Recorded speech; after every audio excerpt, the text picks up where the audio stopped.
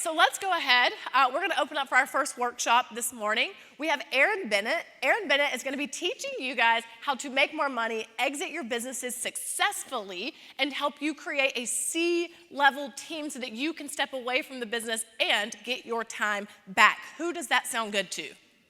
All right, let's do it. Let's everyone stand and give a big, big hand for Aaron Bennett. Woohoo!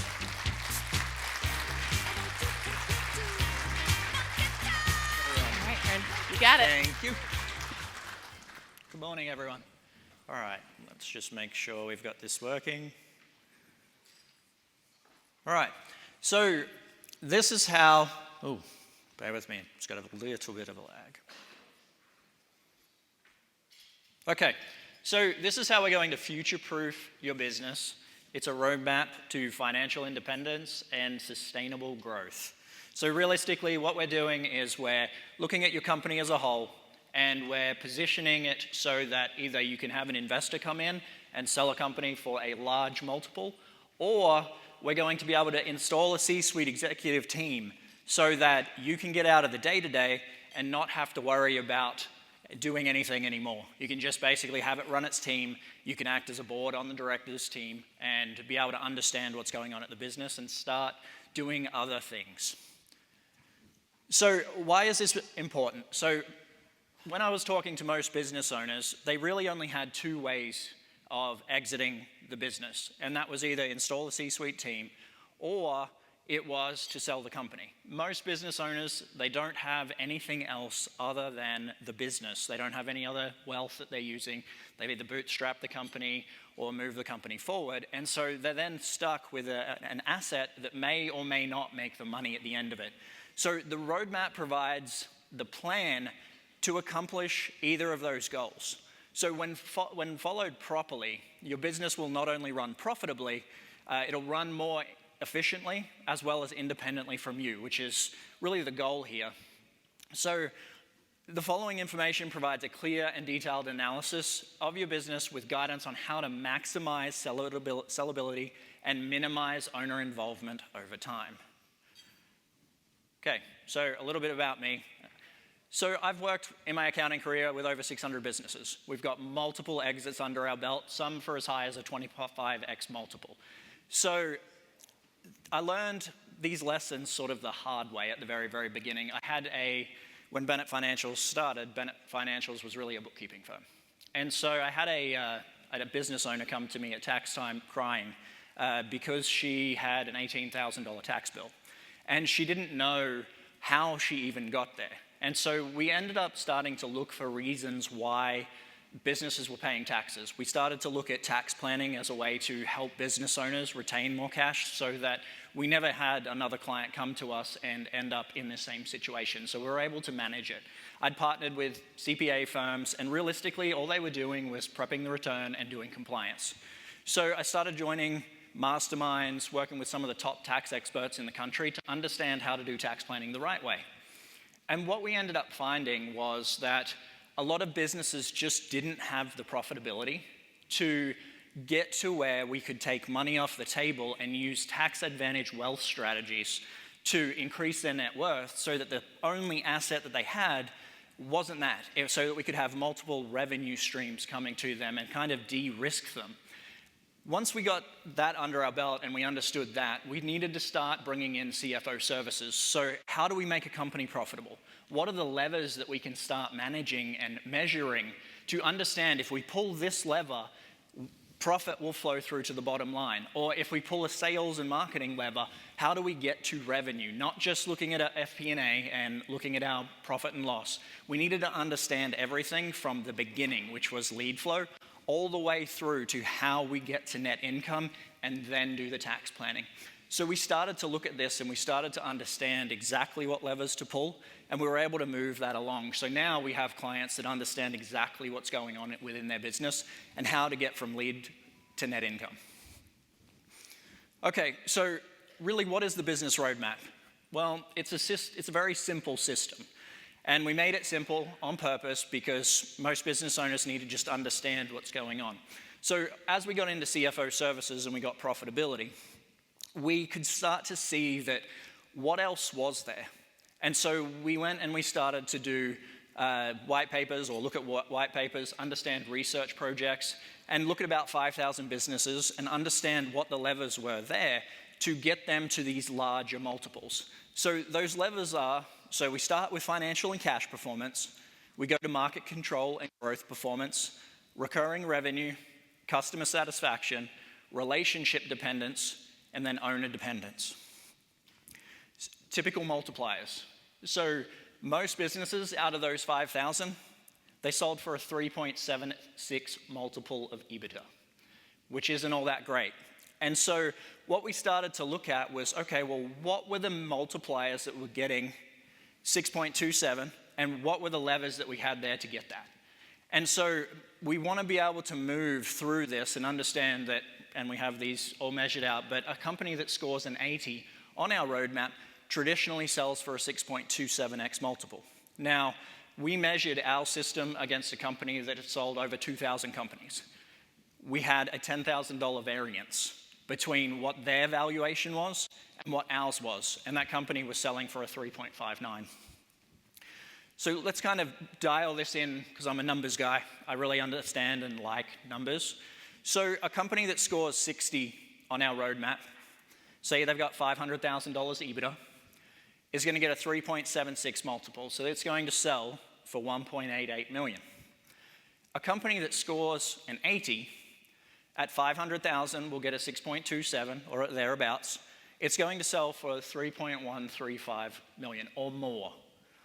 And so the difference is 1.25 million, and that's some life-changing money for a lot of the people in the room. So we want to make sure we understand what exactly we need to do in our businesses to get from where we are today, whatever the net income is, to get to that point of life-changing money. So financial and cash performance, we dial in on this one first because it's the most important. If you don't get this one dialed in and it's broken at any point in this system, everything else breaks as well. So we want to make sure that we've got predictable revenue. And so we also, within that predictable revenue, we need to have strong, clean bookkeeping. Everyone here probably has bookkeepers or they're doing it themselves. Bookkeeping is one of the most important things in the business, and we want to make sure that that's all very, very clean, because if you go to due diligence or you aren't understanding what's going on, you want to make sure we know what's happening. Predictable profitability, so making sure that your financial reports are up to date. Predictable future results. So understanding what we have at the very beginning and how we get to net income, we need to understand the full picture here. And then large cash reserves and low debt. Okay, so these are all the things that we need from predictable revenue to understand what's going on within the business. So we need to understand our leads. We need to understand the number of book calls. We need to understand our no-show rate, our rebooking rate, how many contracts we've sent, our close rates, our opportunity rates, our cost per leads, our customer acquisition costs. We need to understand that long-term contracts, while they're harder to sell, are very, very important into this process, because if an investor comes in or you're out of the day-to-day, you can guarantee that you've got revenue for the next 1 to 3 years, depending upon how long you do your contracts. So, number of leads is very, very straightforward. We need to understand how many we're getting over time. It's very straightforward. And then once we understand what our leads are and we've understood that, all right, what actually is a lead? Is it an email address? Is it eyes on the company? Whatever it may be for your individual company, we need to understand what that is, and then we need to be able to take that and understand what our number of book calls are. Because we need that percentage, and the longer that you track that metric, the better you're going to get at being able to understand, all right, if we get 100 leads and we've got a 10% booking rate, which is amazing, well, we know that we're going to get 10 book calls in that month.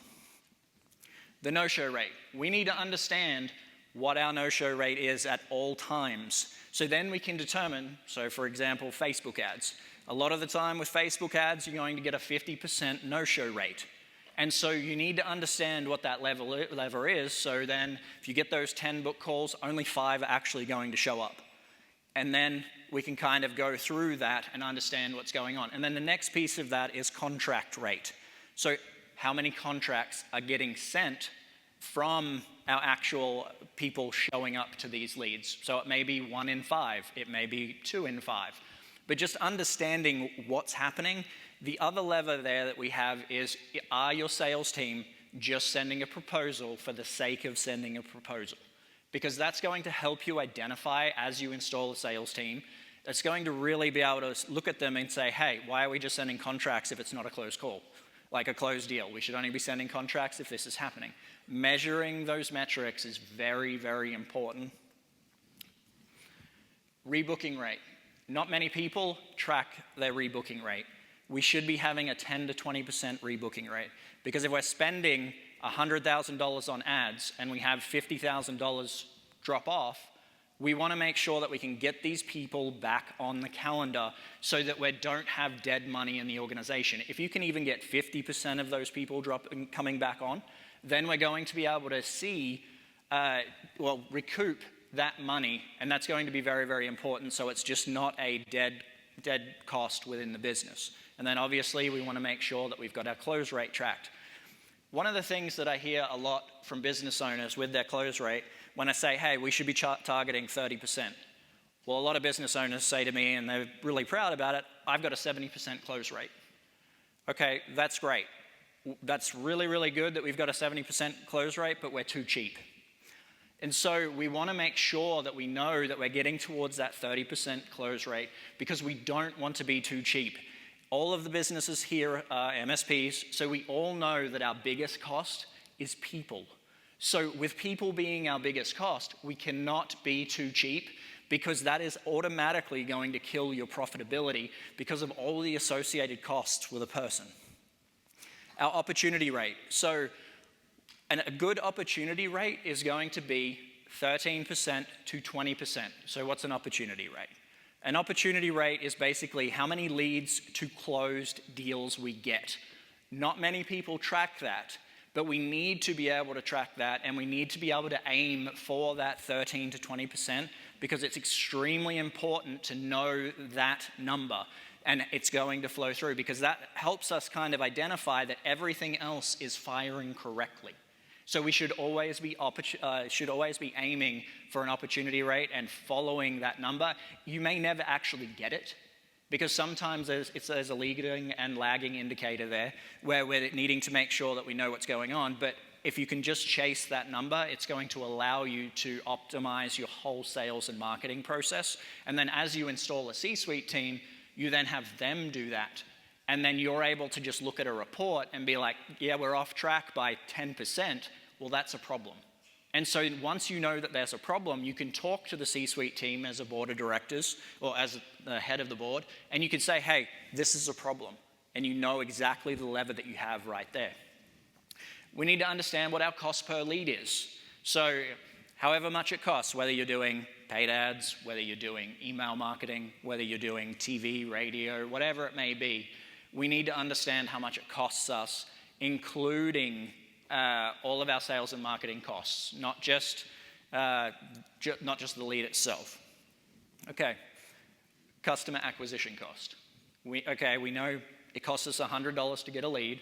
How much does it cost us to acquire a customer?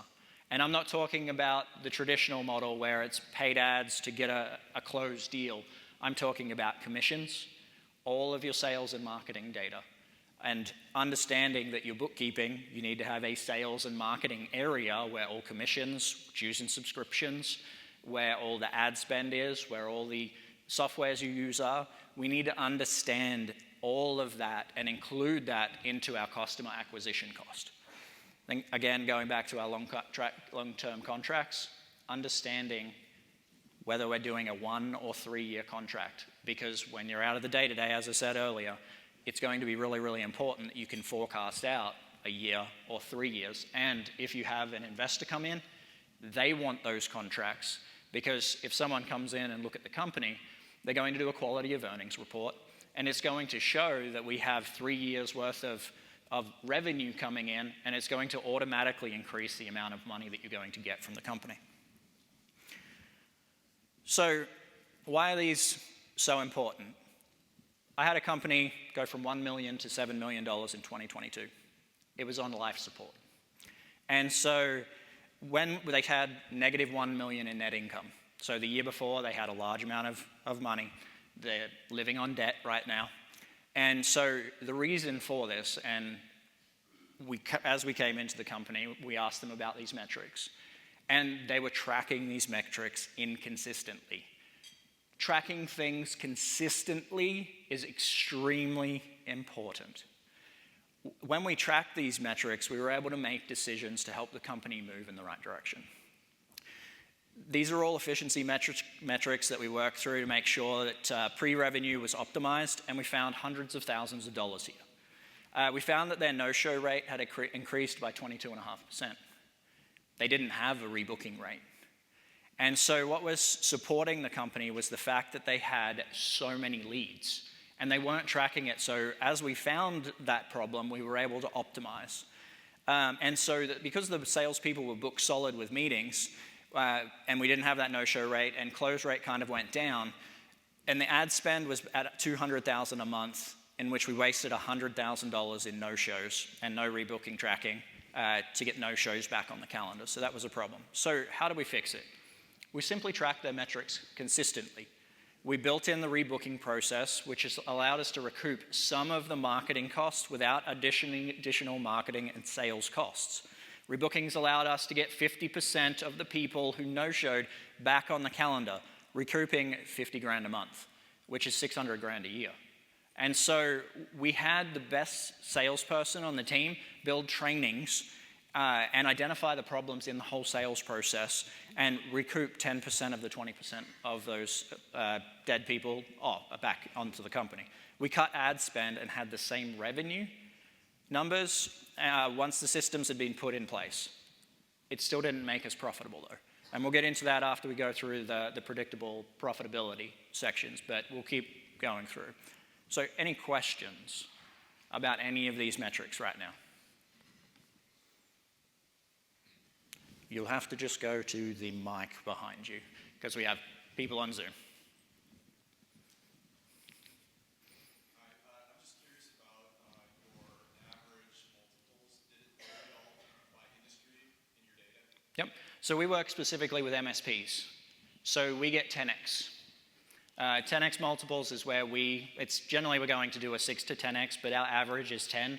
I'm working 2 right now that are 25x's. And so we've worked through these, and we've worked with these companies for about 2.5 years at this point. And we've worked through all of the problems at each level. And we've basically been able to do the 1 to 3 year contract, which allows an investor to come in, these are private equity firms, and we negotiate top dollar for the companies. So we have for example, we have a $6 million company with $1 million EBITDA. We're selling it for $25.5 million right now, and we're going to close by the end of this month. So any other questions? Yeah, I got one. So specific to the MSP industry, real quick, what kinds of buyouts are you seeing in the market? Are you seeing more just straight up flat acquisitions, or are you seeing earnout structures? Like, what is the most commonly approved as? Obviously, private equity is the investment style. What are you seeing most prevalent in the market? So it's a mixture. What we are traditionally seeing, and we help negotiate the deals. So one of my primary things is I don't want an earnout. If we have an earnout, it needs to be very, very small, because that earnout traditionally, it doesn't actually happen a lot of the time because they put stipulations around it that make it extremely difficult to hit. So with the 25.5, what we're doing is we're getting $18 million up front, and then we have a $3 million commission-based model, because we're going to continue to scale the company and the owners in the business for probably the next 2 years. And then the rest is going to be an earn-out on future profits, depending upon what metrics we hit.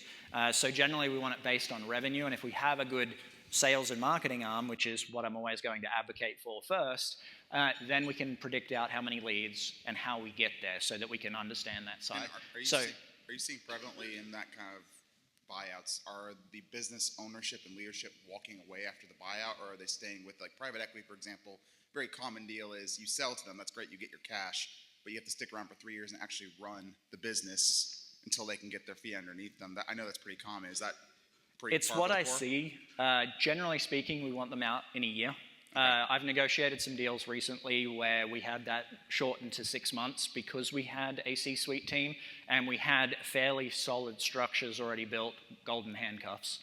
We had golden handcuffs built around the whole team that was running the show. And so he was able to get out within 6 months, and that was really just to help them understand the high-level side of things. So it just really depends on where the company is at that time, because we want to negotiate getting the business owner out of the day-to-day as quickly as possible so that they can start the next thing. A lot of the companies, they'll either start something else after, because inevitably we all get bored, because we're used to running at a million miles an hour, and it's like we come out, what are we going to do? We probably take 6 months off to a year, and then we get back into whatever it may be. Golf. Yeah. You can play so much golf. Thank you. Yeah, no worries. So question, first of all, the company said about the 25X, that's a MSP? That's an MSP. We work a lot with MSPs. So a 5 to 10X over EBITDA buyout is not uncommon, right? You see that a good bit, and of course some determine a higher level.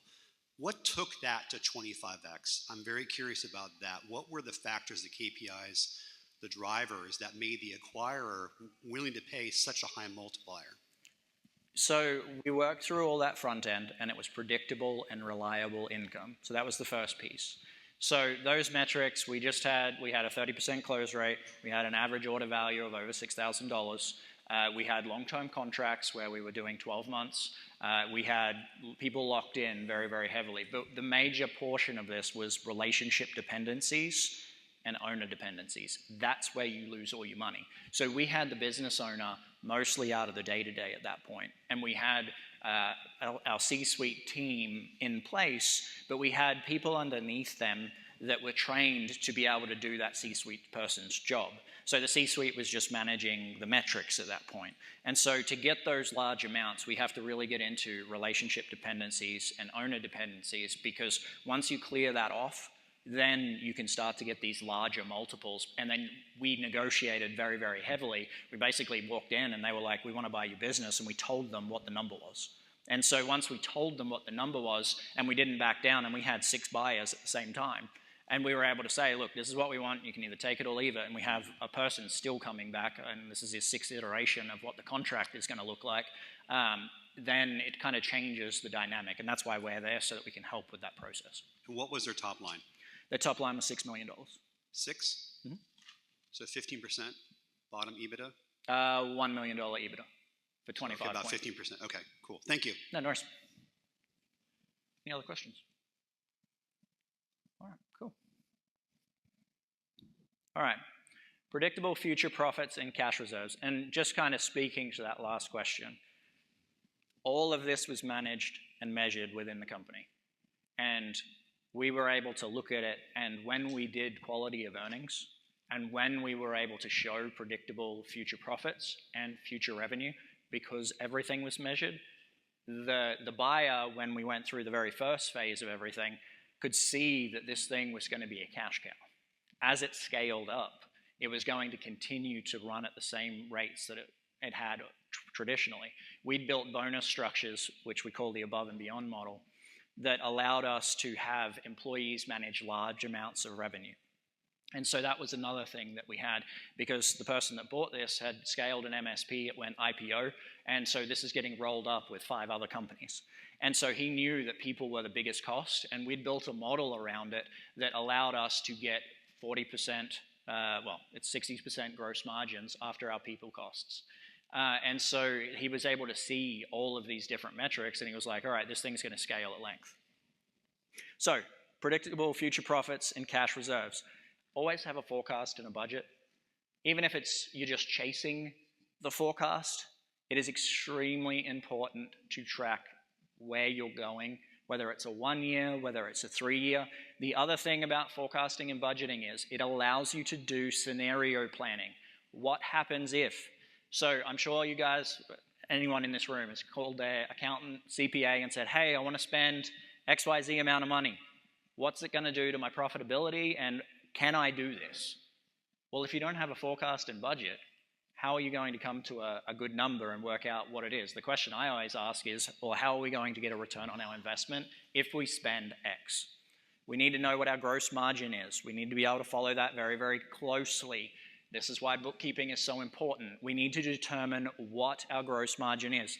For MSPs, I like to put our people costs there specifically, not our dues and subscriptions, just our people costs, so that we can understand what's going on within the business. We need profitability targets, understanding what we want for profitability. If we have a forecast and budget, I'm always chasing 30 to 40%. It should always flow through to the bottom line, and we get it fairly consistently as we work people through things. If you've got accounts receivables, and we'll get into this later, I really don't like accounts receivables, but if you do, we need AR aging, and we need good processes and accounting procedures around this to chase the money. Revenue per employee metrics. If you guys don't know this and don't know what your utilization is of your employees, I recommend tracking it immediately. It is extremely important because that is the biggest driver in everyone's business, including mine. Profit per employee, average order value, so we should always be tracking that. We need to know what our lifetime value of our clients is. It's a little bit easier with longer term contracts, but say you don't renew your contracts after a year. Do you know what your lifetime value is? Obviously, we need our churn rate, and we need to know what our customer acquisition cost to lifetime value is. It's not generally tracked. So I spoke to forecasting and budgeting and gross margin. We want a 60% gross margin. So our people costs, including bonuses and those types of things, should be 60%. Again, if you can't get that, because we all know MSPs traditionally have to hire highly skilled people, and I was at an event just recently about this, and one of the things that they're saying is getting people is the hardest part of having an MSP and finding the right people. So you've got to have a way for your employees to manage more money, but make more money. Profitability targets should always be 30 to 40%. AR aging, we want it to be 30 days or thereabouts. Don't give people 60-day terms, because basically they're treating you like a bank, but we're not a very good bank because we're giving interest-free loans. All right, revenue per employee. This is a key one, and I can talk on this all day. So revenue per employee, we want to track 1 to 20,833. And so that works out to be 1 to 250,000 a year. Now, I was working with a CFO that worked for Deloitte and Fortune 500 companies, and he said to me, Aaron, it's 1 to 250 if you're a small business. If you have more staff, such as support staff, if you have admins and people that aren't managing revenue, it needs to be 1 to 300 to 400,000. Because those support staff are there to support the people that are actually doing the work. And so you need to make sure that you're hitting the 300 to 400,000 mark to make it work. Now, Fortune 500 companies work at $300 to $400,000 per one employee. If you're in oil and gas, it's 1 to 1 million. And so you need to be able to really optimize that. And so you need to have some form of utilization tracker so you understand how much you're paying your person and how much money they're managing, because there should be an ROI on every person that you have in the organization. And if you're a smaller company, you're the first employee.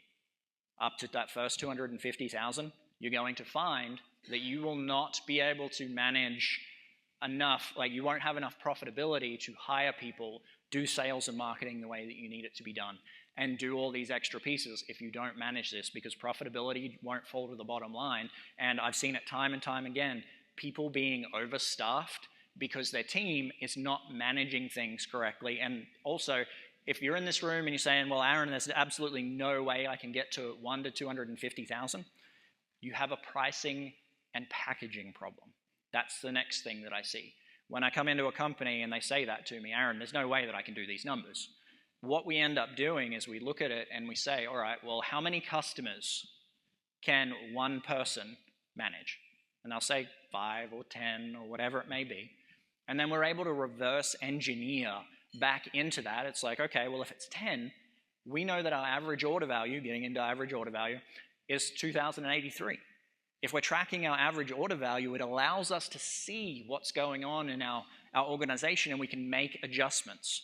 And there's other levers that we can pull there, but that's the first thing that we want to do. And if they say, well, there's absolutely no way I can get $2,000. Okay.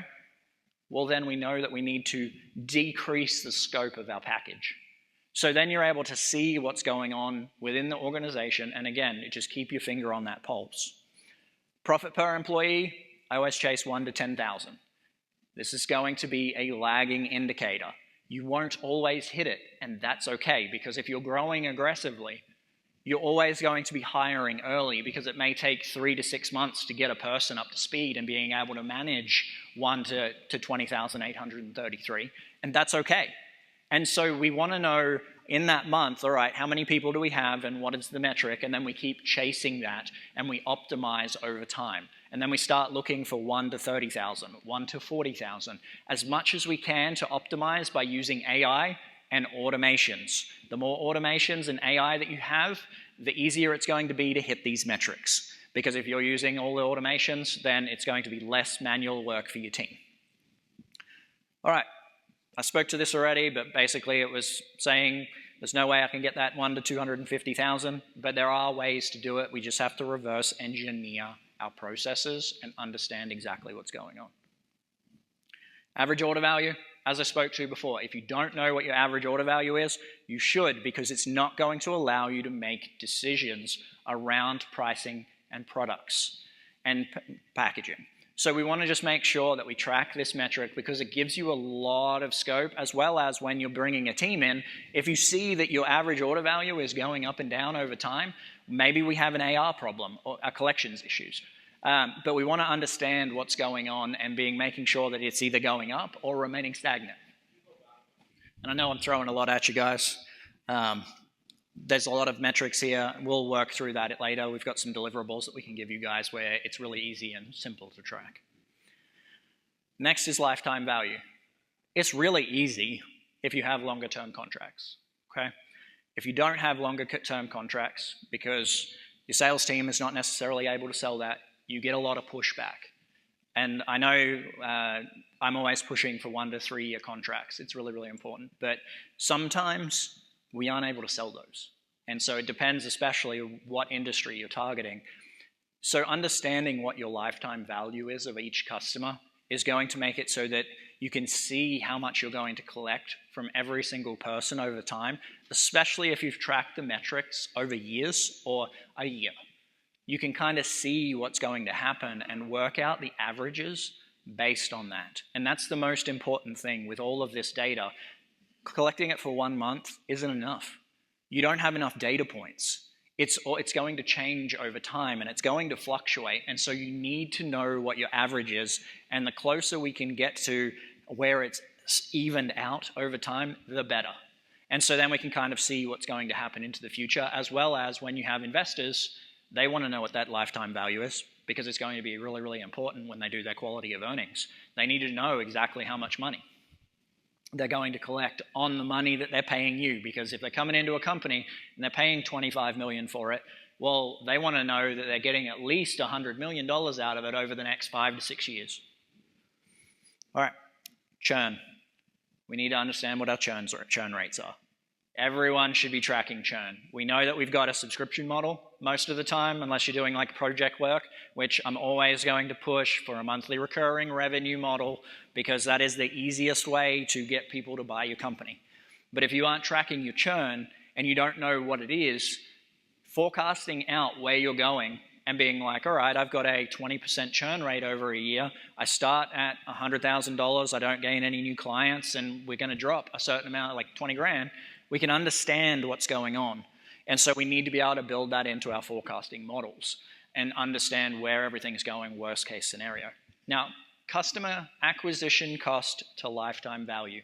This one's a very good one to understand. It's good to track as well.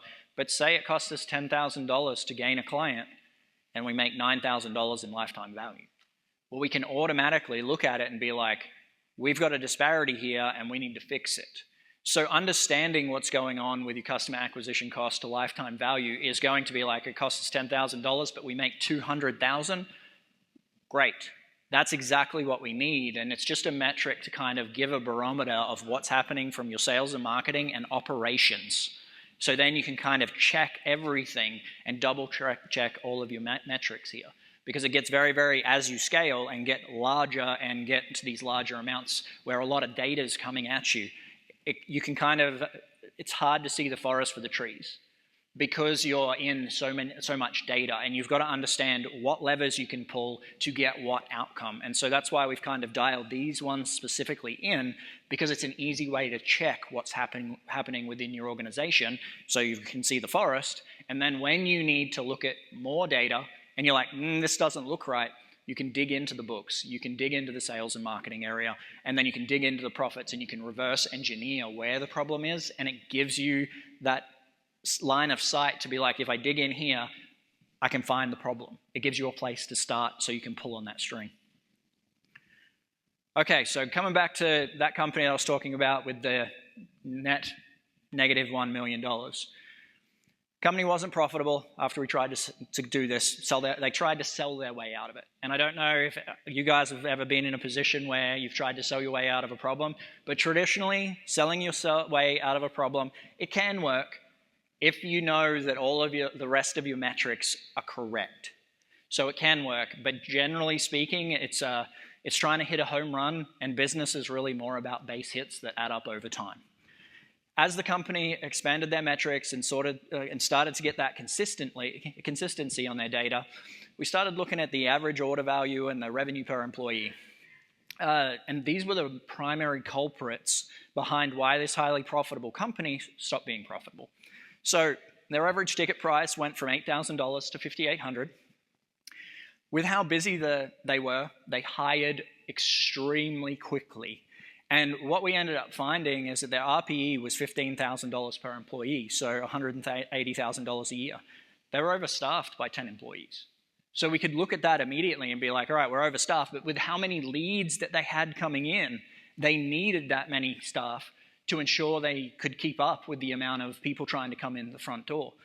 And so we built, to fix this, we built minimum commission, like discount structures, to ensure that people, or their salespeople, started to sell on value rather than price.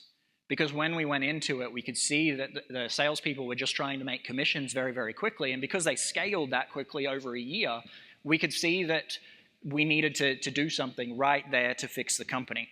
And so rather than firing everyone, because sometimes it's not about firing people, sometimes we've got to have this push-pull. A lot of people I know, especially in books, they say, all right, you've got to do all of this really, really quickly, and you've got to go out and fire all your people. What we ended up doing is switching people to 100% commission. And when the average order value increased and they could sell less and we spent less money on marketing, profitability flowed through to the bottom line. But we needed to make those changes. Did we have some salespeople leave? Yes. But ultimately, the people who stayed were our best salespeople because they knew that they could sell. All of the people that were the dead weight, that were bringing our average order value down, were the ones that left. And so we're able to make these moves within an organization if we have our data tracked correctly, and then we can see, think of it as a bottleneck in your business. It's our jobs as CEOs, owners, founders, to be able to identify the bottlenecks in the organization and smooth them out. And as you get further up into C-suites, you're out of the day-to-day, that's even more our role. Something will break in sales and marketing, and you'll have to jump into it. And you'll have to smooth it out and potentially fix it, at least at the beginning. Something will break in operations, and you'll have to do the same thing. And it's this constant revolving door at the very beginning of you going in, fixing things, putting out fires, building systems and processes to understand, and then you start giving them across to your COOs, CROs, CMOs, and then it's their job to come in and start fixing those problems instead of you guys having to do it. And then you come in minimally and you look at your reports. Your reports will tell you everything, and that's all you need. Some form of a CEO dashboard or a dashboard or reports that you get from the team every day and every week with certain things. All right. Talking to accounts receivables and cash flow. Make sure if you're going to do accounts receivables, you get payment on the first of the month. It's easier to manage cash flow and people if you receive all of your money at the very beginning of the month, because then you know all the money comes in and then it slowly trickles down, and then when you have to pay people, you're not short on cash. And so you're then able to see what's going on, and it's fine. If you have to prorate, that's fine. it's important to make sure that you're collecting all that money. I've seen companies get into really, really tough times because they had a 15th payment and we'd just come into the company and they weren't fully profitable yet. They didn't have a lot of cash, but they had a lot of people. The first 15 days, because they were collecting money, small amounts from the 1st to the 15th, they didn't have enough cash to make payroll. And so then after the 15th to the 30th, they had a ton of money come in. And so we had to automatically come in and look at that and be like, all right, we need to collect all the money at the beginning and then spend the next 3 months fixing that problem.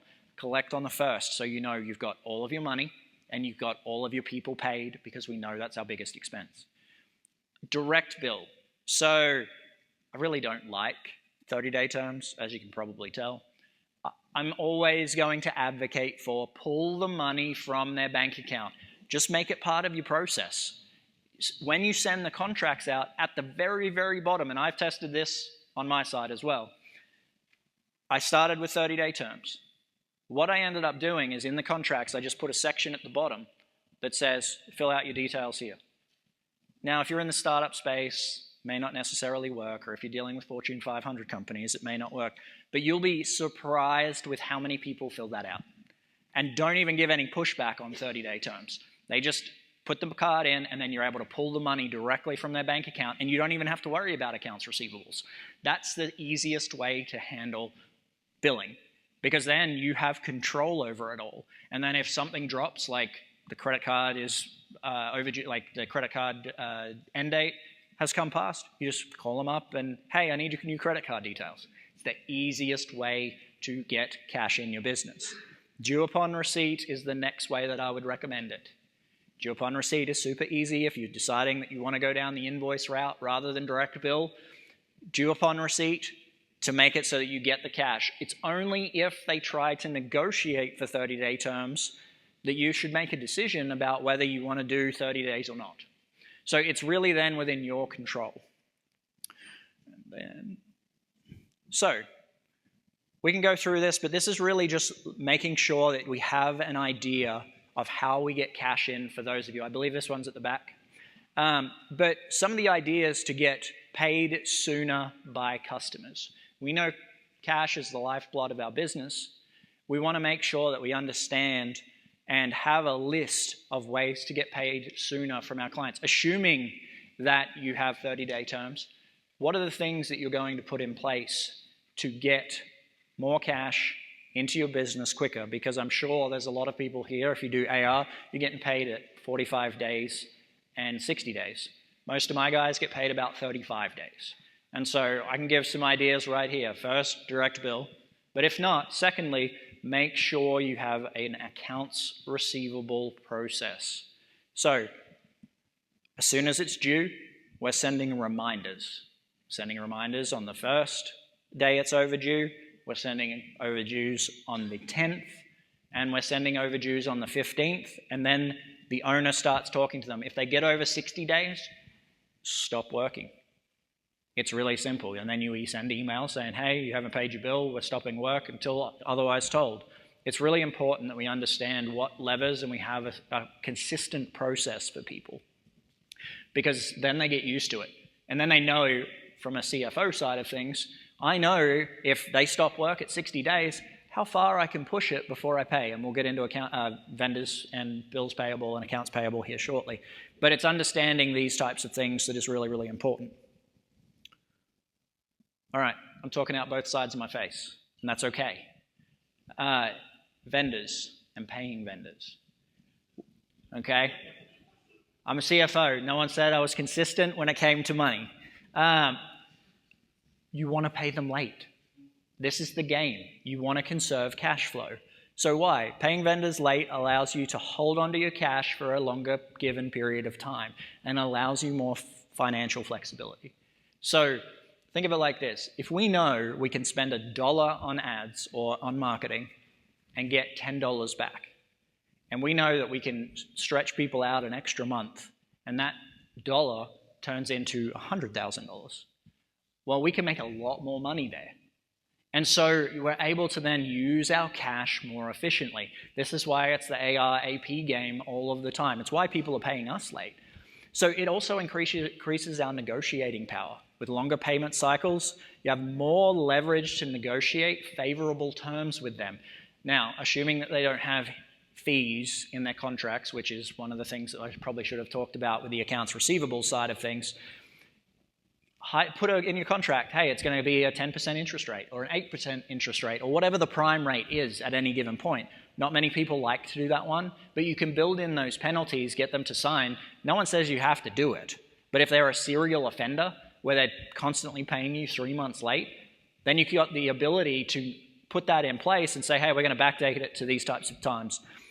So you've got an opportunity for investment. By keeping funds in your business for a longer period of time, you may have the opportunity to invest in growth initiatives. So again, going back to putting money in, getting money out. And then you could set up payments so that you pay payroll and vendors 2 times a month. This will allow you to keep your fingers on the financial pulse. This is really important, guys. So profit first. I'm a profit first professional, and I know Michael Kalowitz is talking in the next couple of days, and we'll get further into this shortly, but understanding when the money is going out of your business is highly important. If you have a constant bleed in the business as you scale, you really aren't going to be able to keep your finger on the financial pulse unless you're great at P&Ls, balance sheets, cash flow statements, which none of us really are.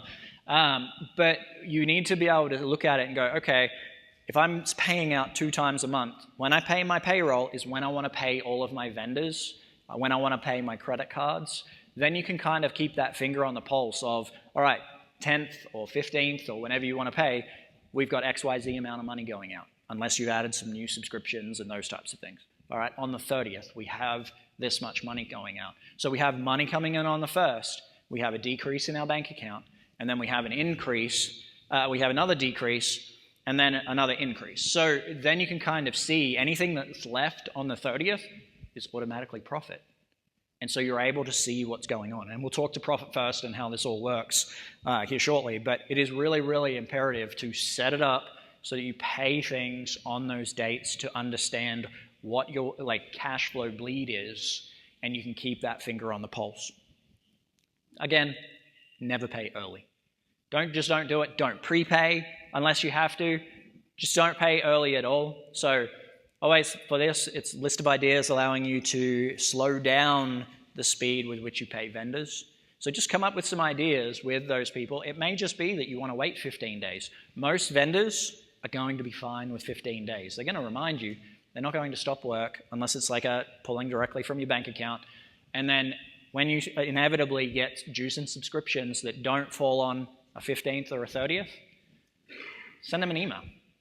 I don't know how many times I've gotten a transaction on like the 3rd of a month, and I'm like, hey, I need to get this pushed. I'll just email them, hey, can you push this to the 15th? They're more than happy to help you move the transaction to that specific time. So just some ideas to put down with how to slow the money coming out of your business. Okay, any questions?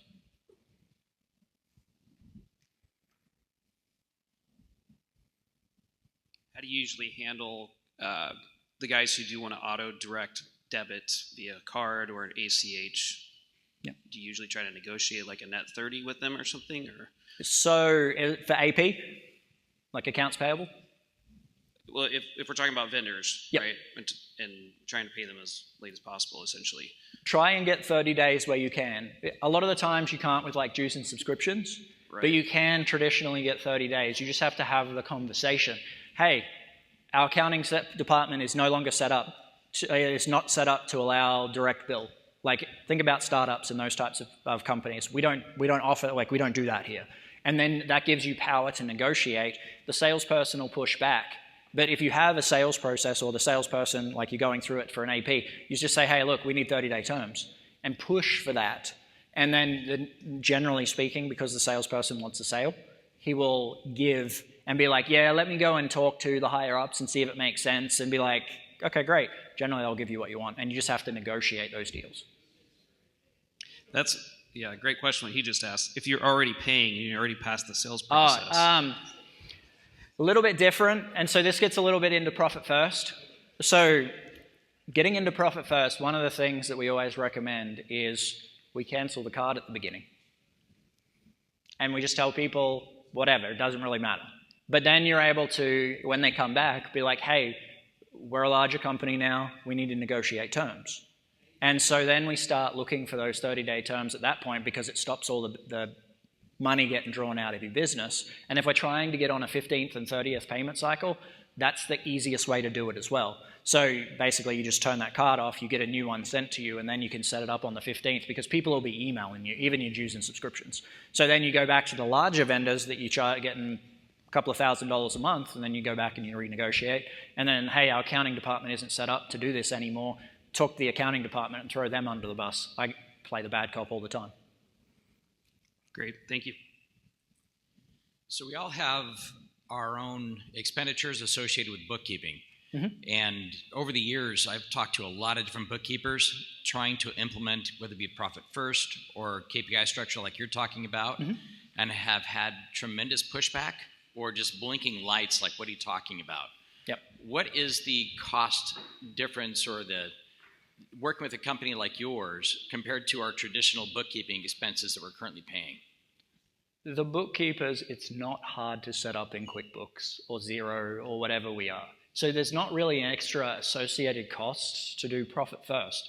It's simply a transaction that they can set up rules around within QuickBooks, because we do bookkeeping.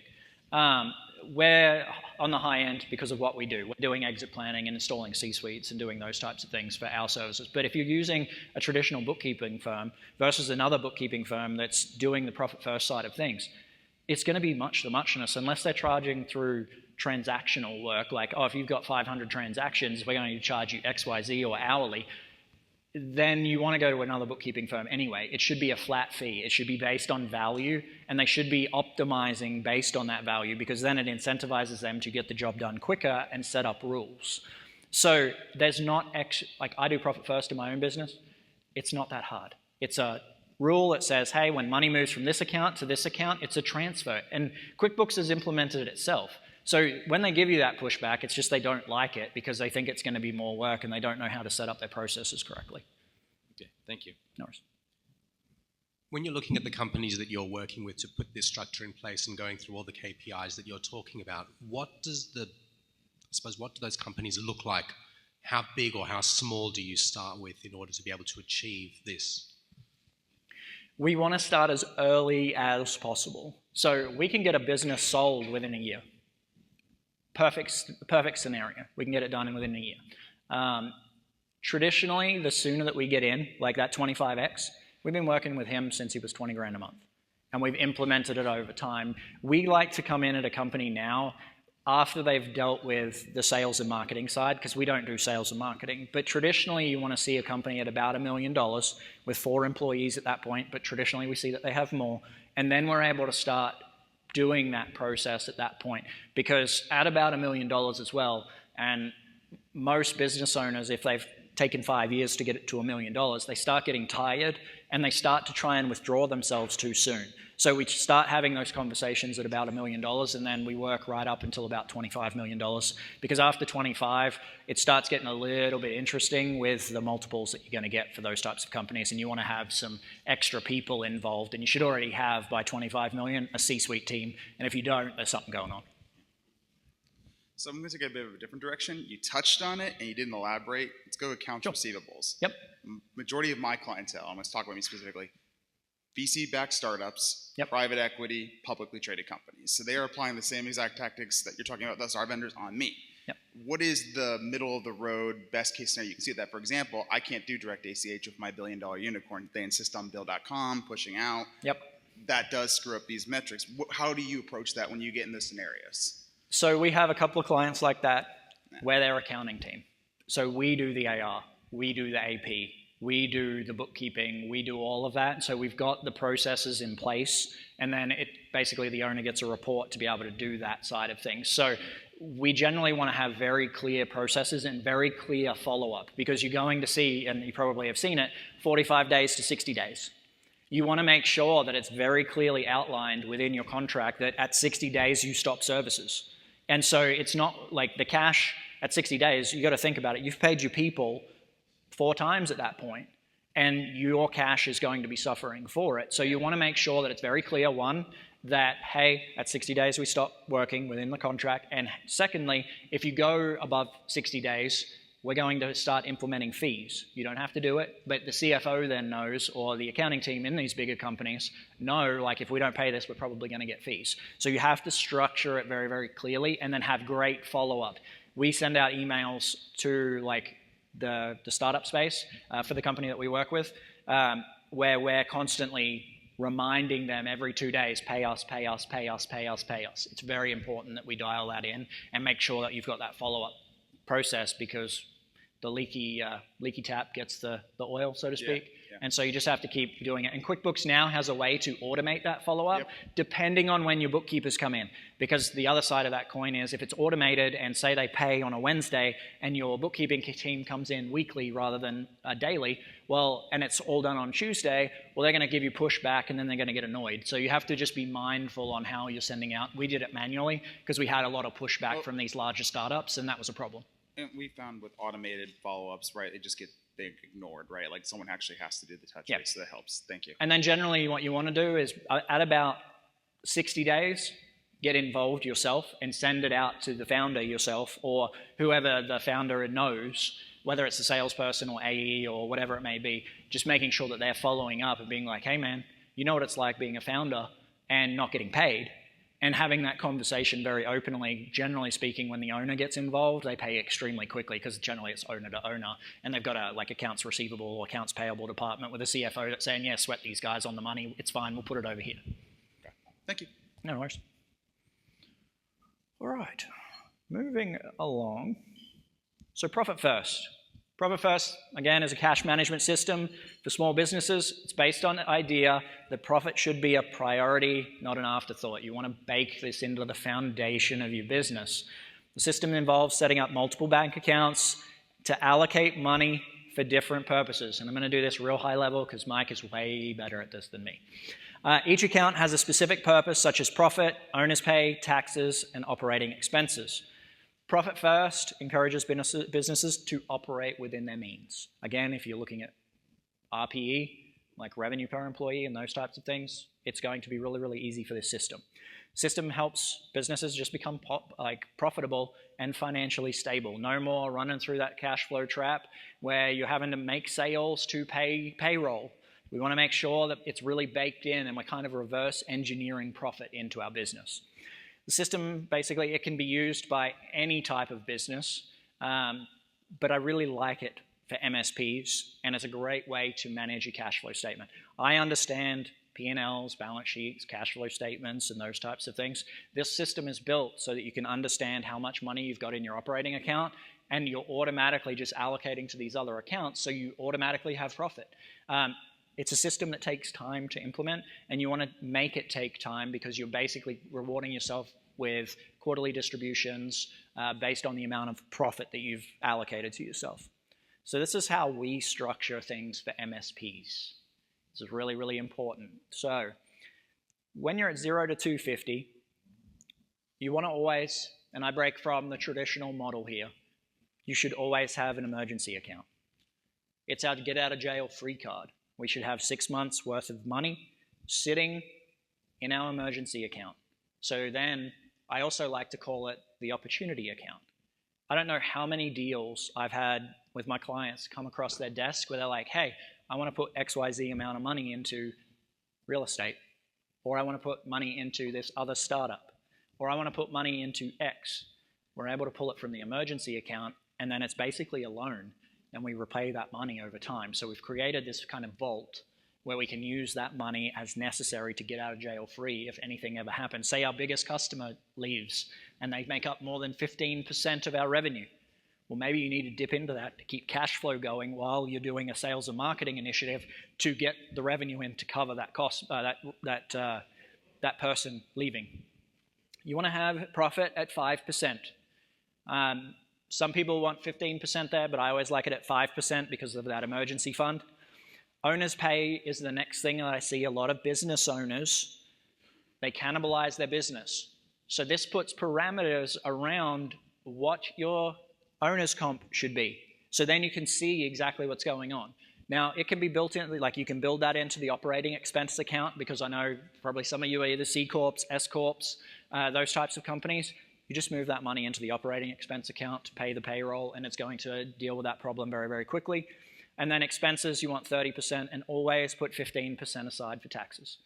I have, like with tax planning, I've seen 15% go really, really well. We have clients that don't pay taxes because we've got heavy tax planning, and we take that 15% and we put it in either the emergency fund, or we take that money and put it in investments, because then we're diversifying, and the risk of just having this business as our primary asset starts to go away over time. So there's different ways of being able to do this, but we always like to make sure that. Now, I'll go to the 500 to a million.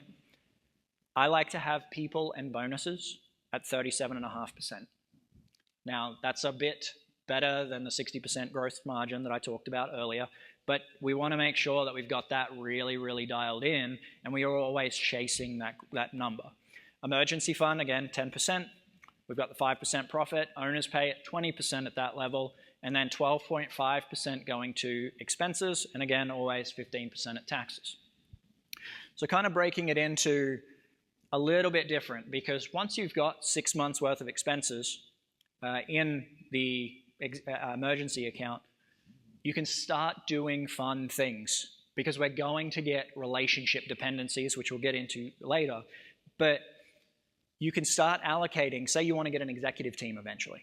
Well, maybe we take that 10% and we put it into an executive pool, so we can golden handcuff in key employees. I'm sure everyone in this room, I've got one, a key employee that if they left, you would be absolutely like over a barrel, and you would have to get back into the day-to-day, and it would really, really suck.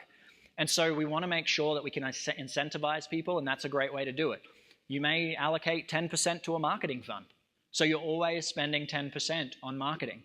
That's a great one to make sure that we're moving that forward. The last one, and these are either ors, you could start putting 10 to 15% to an employee bonus pool. And so we can incentivize the team based on revenue managed. Because sometimes when you're paying, I've seen employees come in at $150,000, and they aren't even managing the amount of revenue just to justify their salary. So if we can then give these 10 to 15% and put that money aside, and then spread it out across our performers that are actually hitting their utilization, we can start incentivizing our team, because it's all about incentivization at that point. And so then we're looking for $30,000 to $40,000 worth of MRR managed, rather than going to that 20,000. That's just the bare minimum. So, key takeaways. Business value is highly driven by business earnings. The more reliable you're reporting, the less risk for you, and it increases the value a buyer will accept. Financials and financial reporting must be accurate and up to date.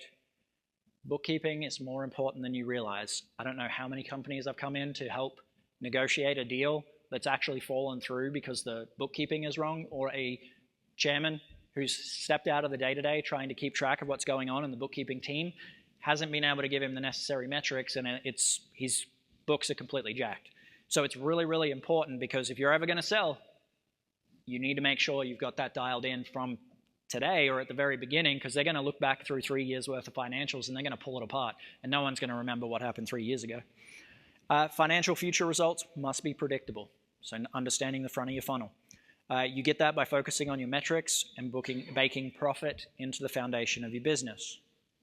Okay, this says click here. I've got something else that we can use. This sheet here has a bonus calculator that we've worked with plenty of MSPs that help incentivize teams.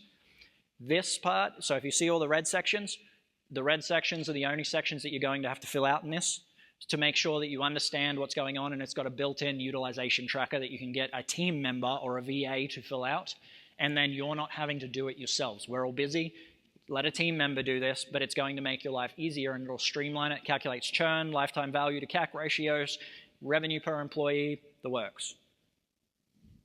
I recommend taking your phones out, getting this. It's going to be emailed to anyone that wants it, but this will help you track all of your metrics. Do it consistently. It goes out for 3 years. So even if you start today and don't have any historical data, that is fine. Start today, because the sooner started, the sooner you get the data necessary for the long term, and you're going to be able to start making decisions. And that's going to be the key here. Like, metrics are key. Don't be like the negative $1 million company and not understand what your metrics are and then end up in financial distress because we haven't tracked them. Now, that was a lot, so now I'm going to give everyone a break because I know that was a lot, and when we talk finances, it can get a lot, and I'm throwing a lot of numbers around and a lot of key things. So I will leave this up, so if anyone needs it, and then feel free to take a break. All right, so let's go ahead and give Aaron one more round. Woo! And let's welcome him back at the stage.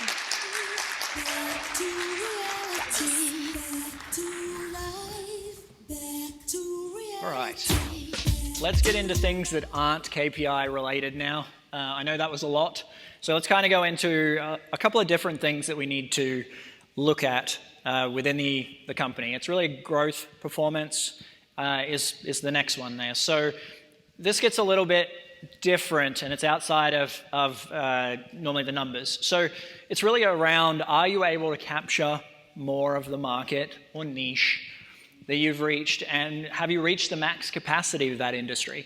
So we know that over the next 10 years, MSPs are going to be massive.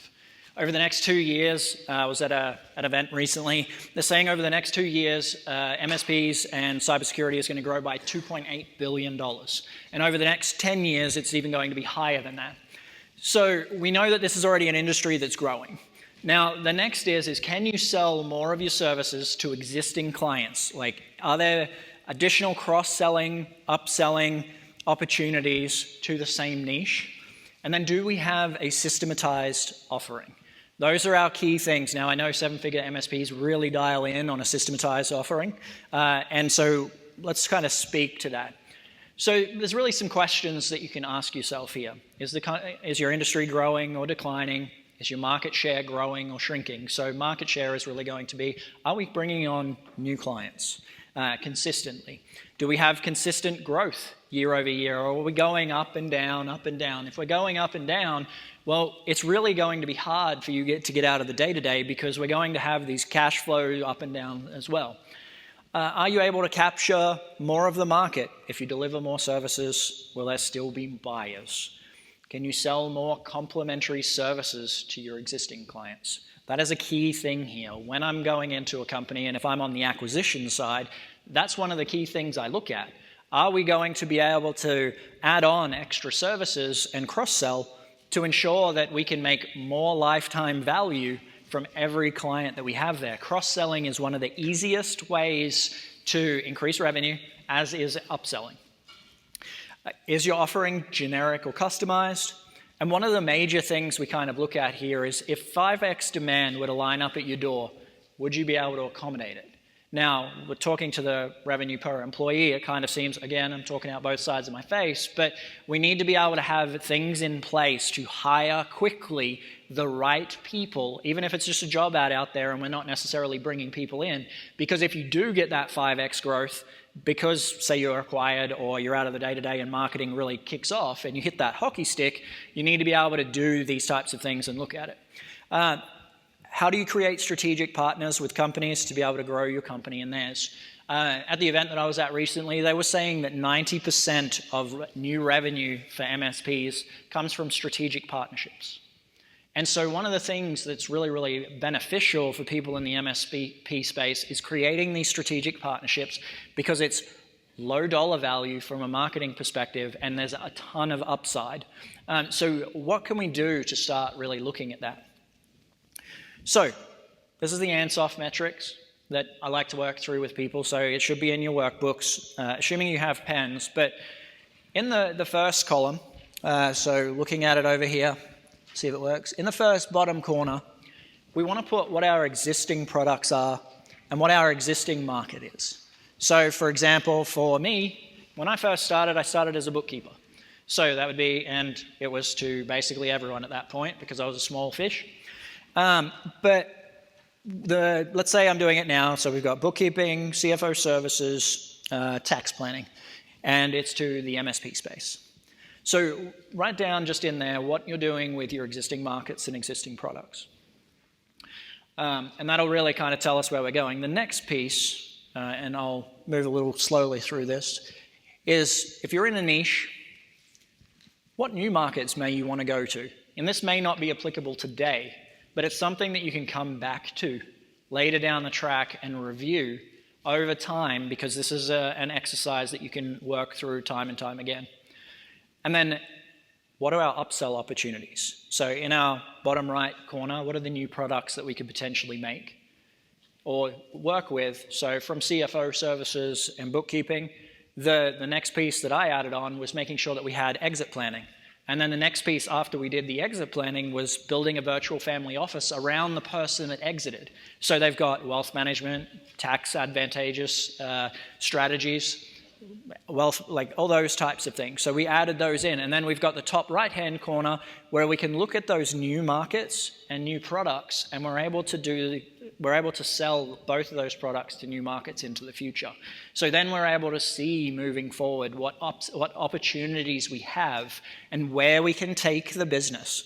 I was listening to Alex Hormozy recently, for those of you that like him or dislike him, either way. But one of the major things he was saying, and it does resonate, is most businesses with one product line and one niche, they start to reach their cap at about a $5 to $7 million mark. And I've seen this happen with clients that I've worked with. They had one solid product offering and they scaled it. They started to get to that $7 million mark and they really struggled to get past that. So we ended up doing this and we started being like, all right, well, what can we sell to our existing customer base that's potentially a new product or an add-on product? And we were able to claw back some extra revenue there and break that glass ceiling. And then eventually we went up to that $10 million mark and they kind of felt that they hit that ceiling again. So we started looking for new markets and new demographics to sell to. So these are the types of things that you want to just make sure that you're looking at in time. But it's also good for you to understand this, because if I'm coming to the table to do a negotiation and I'm on the acquirer side, that's the question I'm going to ask you, like, what upsell opportunities do we have? What cross-sell opportunities do we have? And so then you can start looking at those things. And then when you've got a C-suite team, well, you can pass this to them and say, look, when we reach this glass ceiling at XYZ amount of revenue, or when we don't have that growth that we're used to, well, you've already got this dialed in and you can understand what's going on. All right, market control. How well you differentiate your business from your competitors in your industry. And that was really it for growth performance, which is great. So this here is really about how you stand out in the marketing crowd. We're all MSPs here. So how do you differentiate yourself and create your own blue ocean around what you offer? So this is our market control cycle. So going to the blue section, when you differentiate yourself in marketing, what that allows you to do is control your pricing. So it doesn't have to be a huge difference between the person to your left or right. It just has to be enough to make you stand out in the crowd, which then allows that controlling of pricing, which then allows you to have higher margins, which then means more money for marketing.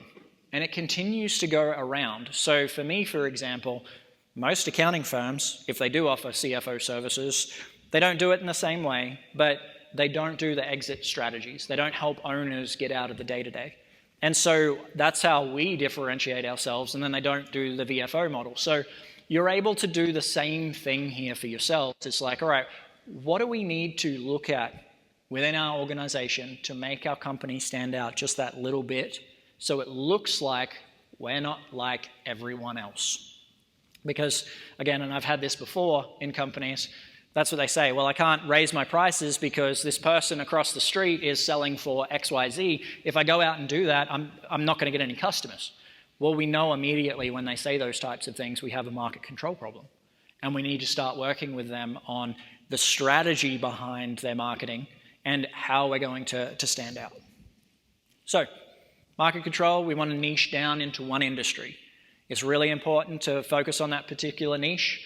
That way it allows you to add on, because maybe it's not that you have to come up with the idea. Oh, I've lost my screen. There we go. Maybe it's not you that has to come up with the idea. Mike Michalowicz is here shortly, and he's got the book Pumpkin Plan.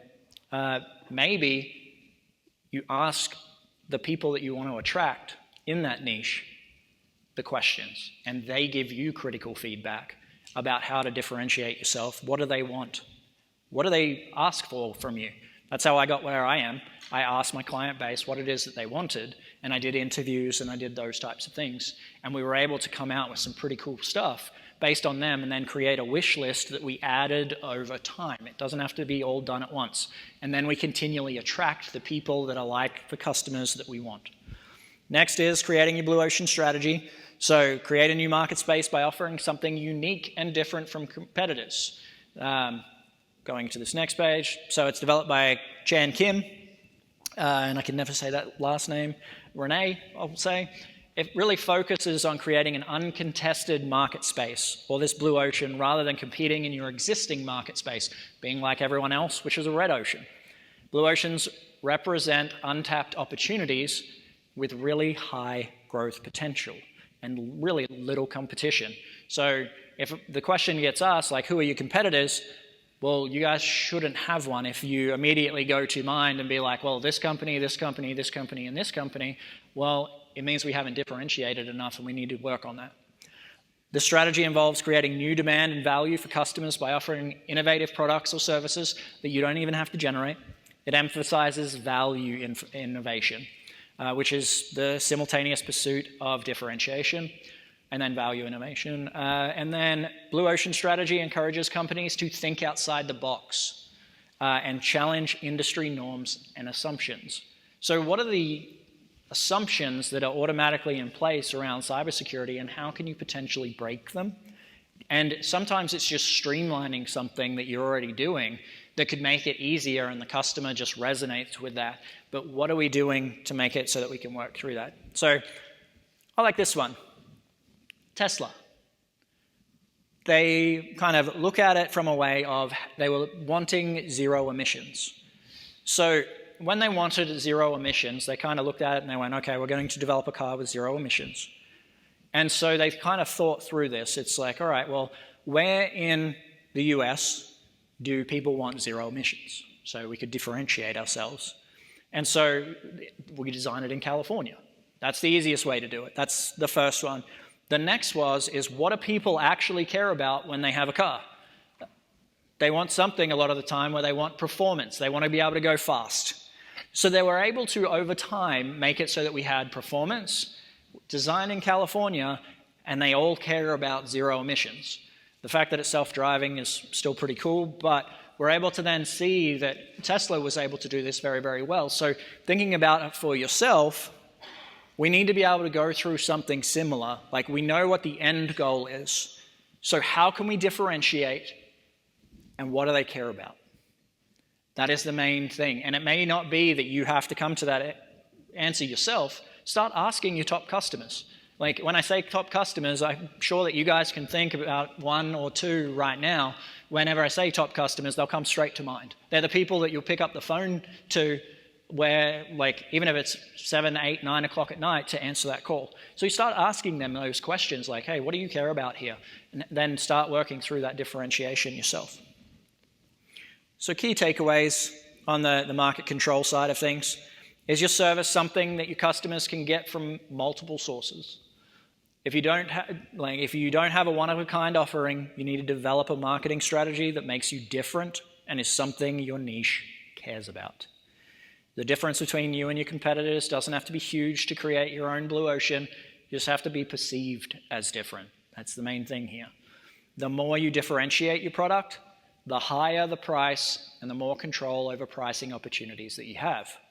And then higher pricing means more profit. And then more profit allows for more marketing. More marketing allows you to share your differentiation across more of the industry. So I really love that diagram. It's one of my favorites. All right, I know that was pretty quick, but any questions? Sweet. In some of the MSPs, if you've helped sell the company, what are like working good differentiators that they've implemented? So it's the way that they do their products a lot of the time. And so I can't give a lot to that because of NDAs.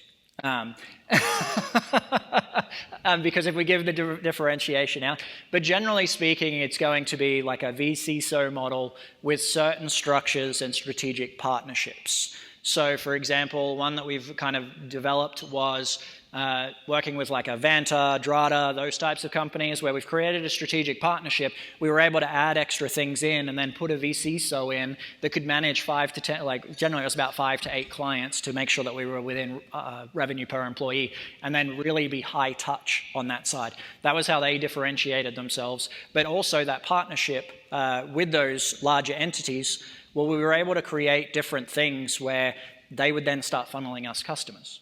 So then people who were going to those platforms would then flow through to this company, so then we could get more revenue, and then it kind of created this cycle where they would constantly get new customers from them and these different things. So you just want to kind of think through those types of things when dialing that in, because it may be that it's a strategic partnership, everyone's going to that, and then you're able to differentiate yourself by using someone else. Make sense? Anything else? Cool. All right, this one's really, really straightforward and quick. Recurring revenue. If you don't have recurring revenue, you should. Investors want recurring revenue because it's the easiest way to solidify what's going to happen in the future. Because all you need to know is, what is your churn rate? Once you've got recurring revenue, churn rate, lifetime value, and you know how long someone's going to stay with you based on contract values, and then sometimes you even get offers based on future contract values. And it's really, really good to be able to kind of go through that. Gives you predictable cash flow, enhances that valuation, making sure that you can kind of take advantage of those growth opportunities. And then we have customer retention. So just making sure that we track all of the metrics as normal and kind of flow through from that side. This one's a really, really interesting one. I'm going to spend a little bit of time here because this is one of the places where I made one of my biggest mistakes. Customer satisfaction creates positive customer experience to generate repeat business and build your brand. So Net Promoter Score is one out there that a lot of people use. And it's really around online reputation management. So customer satisfaction is a proven predictor of your future growth. The simplest, most accurate is NPS. On a scale of 1 to 10, how likely are you to recommend us to a friend or a colleague, and why? Would 75% of your customers suggest that they are satisfied? And then how often do customers refer your company to their friends and colleagues? So drives referral behaviors, also as a core KPI for future potential churn. Because if you're getting, and looking at the other side of this, where you have promoters, passives, and just detractors, if you're getting a lot of negative feedback and it starts to go up, it could be because of an employee. And we're going to know within the next 3 to 6 months that you're going to churn some clients. And so it's very, very important to understand your customer score from that perspective, but also higher customer scores from a investment perspective or getting out of the day-to-day. If you have that and you're removing yourselves and you're a chairman of the board, you've got a report coming to you consistently looking at, all right, are we where we need to be from a customer deliverability standpoint? Are we fulfilling our promises to our customers? It's extremely important to make sure you do this. So, how to do it? You can use SurveyMonkey. Super cheap, just ask on a 1 to 10 scale how likely you are to recommend us to a friend or colleague and why, and then group your responders by 1 to 3 category. If someone doesn't respond, well, they're a passive. We know that immediately. The people that don't like you and have problems with you, they're going to scream pretty loud. The promoters, the ones that love you, and they're the ones that you're picking up at 9 o'clock at night, well, they're going to tell everyone about you, and they're going to respond to the surveys a lot of the time. Passives may not be actively looking for someone else, but if they come across them, why wouldn't they jump? And it's a price war then. And it doesn't really matter if you've differentiated yourself well, because that's the main thing. you can actually reach out to detractors and have a conversation with them and flip them to promoters. But the goal is really to get those passives up over time.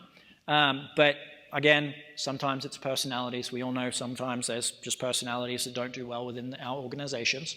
But we want to make sure that we're trying to push those detractors up. So 9 to 10 is going to be your promoters, passives 7 to 8, and then detractors, everyone below 6 or below. So how to increase people to promoters? Make it easy to do business. Ask for feedback and actively listen and take action. Again, if we're already talking to the people and asking them for ideas and doing those types of things and interviewing them, we will have what they want already in front of us. Reinforce your values and mission to drive loyalty. Express your high standards for excellence and innovation to your team. Read the book Traction on how to do things like employee report cards and those types of things. It's worked very, very well in other companies that I've worked with. Set clear expectations and make good on your promises. If your marketing is saying one thing and your sales is doing another thing and your operations is delivering a third, there's a problem there. And that's one thing that I see fairly consistently in companies is that the sales and marketing doesn't necessarily reflect what the offering is. So just making sure that it flows through correctly.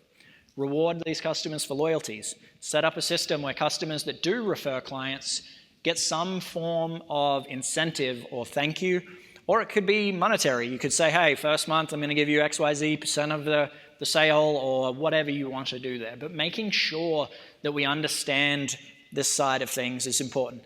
When and if you decide to implement this, here's something for you to kind of look through where you can put a few in there and just see, like, all right, current state, the state that you want them, where is the gaps, and what are the fixes that we're going to do. It takes testing.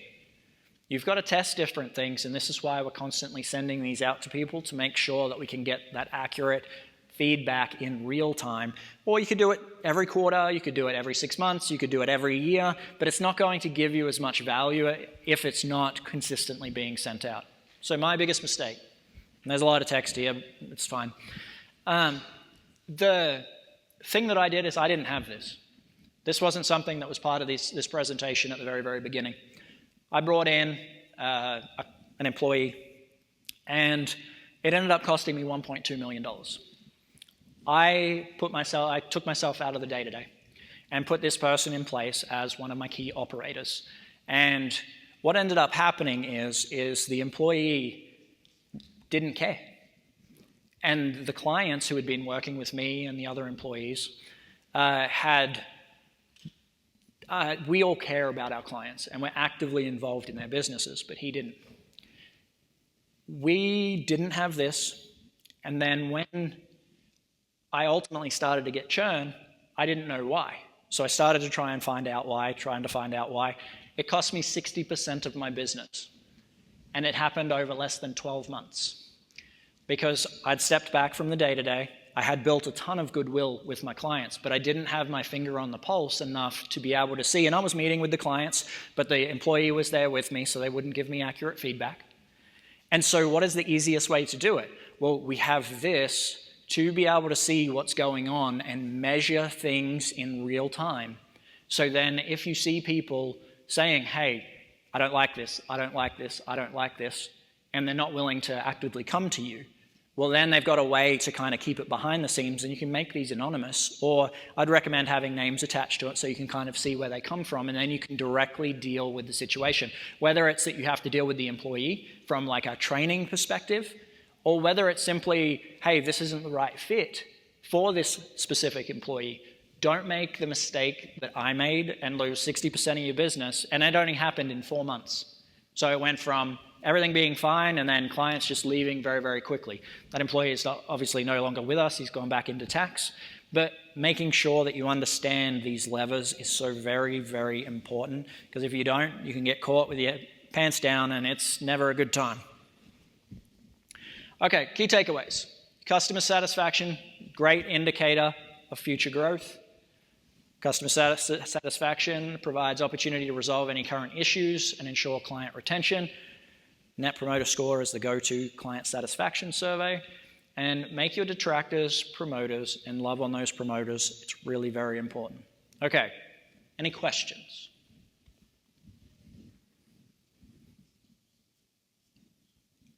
Sweet. Oh. You do have one. There we go. So when you do the customer survey, which I love that, are you checking in just with the decision makers, owners, or all of the users, in our case, right, all of the employees of our respective clients get the pulse from everyone? Generally, you want to talk to the people that are dealing with your service. So if the owner is dealing with your service, it's the owner. If it's an employee of the owner that has to deal with you on the day-to-day, you want that person. Because if the person is removed from what you're all doing, he may love you, he may think you're great, but ultimately what's going to happen is the employee is going to complain enough to be able to take that business somewhere else. And again, if they're a passive, that's really, really easy at that point as well. But generally they'll already be a detractor. And then they're also going to tell 5 or 6 others about how bad it is. And then you're going to struggle on the back end as well. So if someone sees your marketing, it's going to be really difficult for them to start using you because, you know, if you have a good review, well, they're going to only tell like 1 to 2 people. If you have someone that dislikes you and you do something bad, they're going to tell everyone that'll listen. So when you're getting back these positive reviews, and I believe with SurveyMonkey you can split it where if it's above a certain score, it presents something. If it's below a certain score, you got some work to do.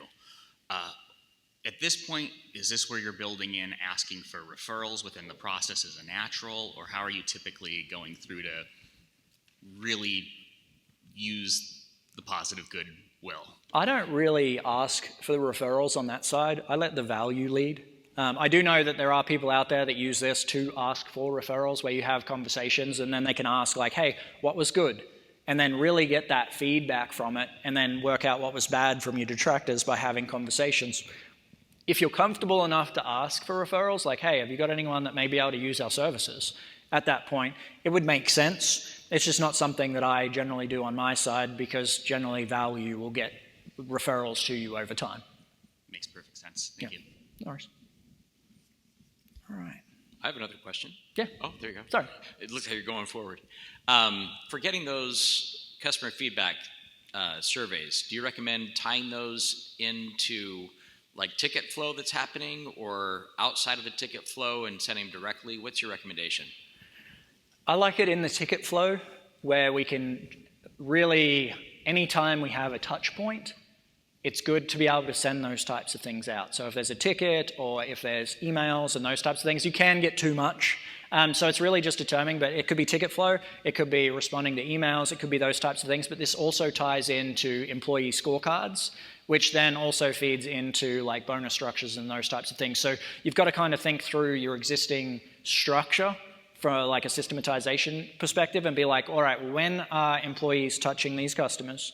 And how do I get accurate feedback to be able to make sure that people are eligible for bonuses and those types of things? Because scorecards are very, very important, or report cards, however you want to position them. So I would just make that analysis and be like, all right, this is where I want it to be, so it's high touch point, and then I'll get any negative feedback quickly.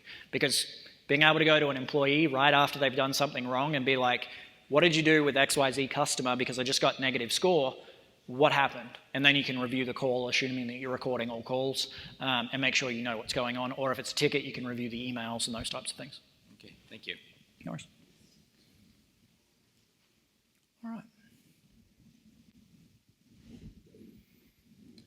This is one of the most important parts. Relationship dependencies and owner dependencies are 2 of the larger areas. But here's the thing. At the very beginning, we've been talking about marketing, revenue, or sales, marketing, and FP&A, or finance. So those are the 3 things that we've been talking to other than customer score, which is just kind of, are we delivering on the promises that we've made from sales and marketing and operations? Relationship dependencies and owner dependencies are the real value detractors when someone's coming in and buying your business. No one wants to buy a job, and if you're trying to get out of the day-to-day, if you don't have all these dealt with, you can have employees put you in a really, really bad spot quickly. And so you want to make sure that we can kind of work through these very quickly. So customer dependency. There's a couple of key questions here, and a lot of us here in this room are probably guilty of this. Do we have 5 clients make up over 25% of our client base? That's the first one.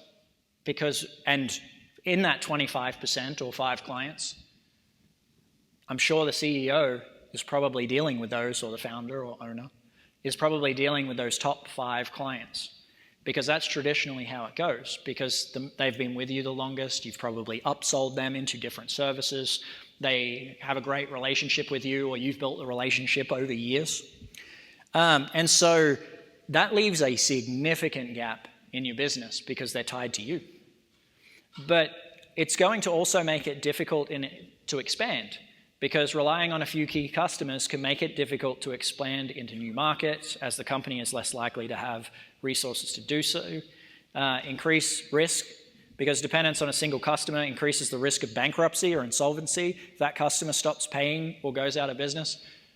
I've had it where we had large clients that were with us for years that ended up selling, and it was that specific way. They'd work with us for a long period of time. They made up 25%, one of the top 5 customers, and we had that revenue leave us. And that ultimately caused pressure within the rest of the organization. But if you're out of the day-to-day and you see the revenues and profits start to drop, well, not only do you have too many employees potentially now, but you're going to see an on-flow effect, because those 5 could have been the thing that was supporting the rest of the company that allowed you to have those extra 2 employees. Because generally speaking, the people in the customer dependency are going to make up a large amount of money. These large customers may request you expand beyond your sweet spot to offer products outside of your sweet spot, reducing your margins on that product by decreasing efficiencies. That's a key one, because we all have a sweet spot. This is what we're going to offer. They're like, oh, can we add this? Yeah. Because they've kind of got you in this position of, they're your biggest client. You've probably got a good relationship with them. They're probably friends at this point.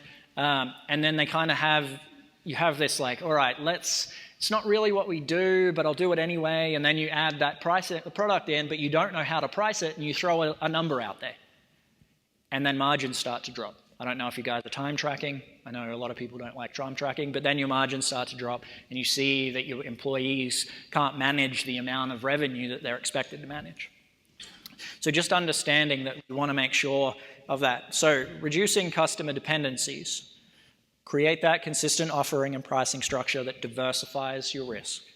Keep all customers around the same pricing structures. I like 1 to 3 offerings. I know 7-figure MSP likes 1, so I would recommend going with that, because that works. Have a consistent amount of value that isn't too far off of each other if you do decide to go down the 3. You don't want to have 1 at 1,000, 1 at 5,000, and 1 at 30,000. Now, people may buy that 30,000 one, but it's going to put a large amount of work on your plate, and then you're going to start making decisions based on having that over a longer period of time. And when and if that goes, well, that's really going to hurt the business. We want to have a kind of consistent mix across 3 products if you're going to do that, or 1 product to make life easy. Reduce the scope over time to these large clients back into your sweet spot. So if you've got good sales and marketing, again, going back to our finance and financial performance, if you've got good sales and marketing, this isn't all that much of a problem.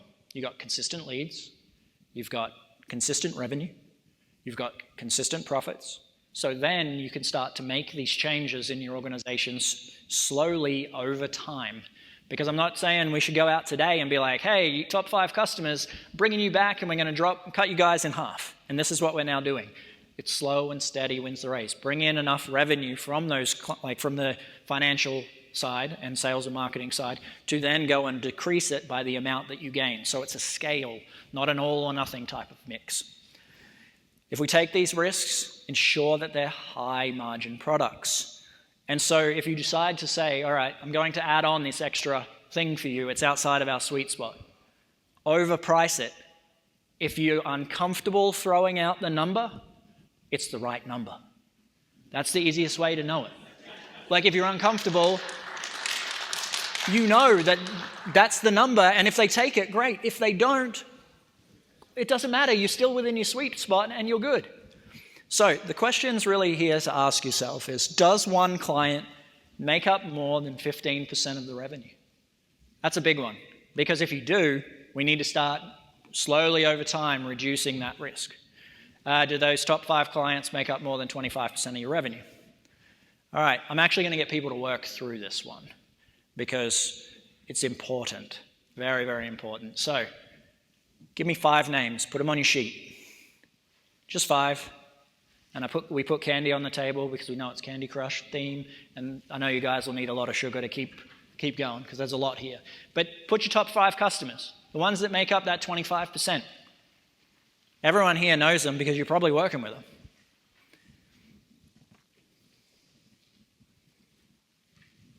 And I'll give about a minute here to kind of work through, and then we'll get to the next step.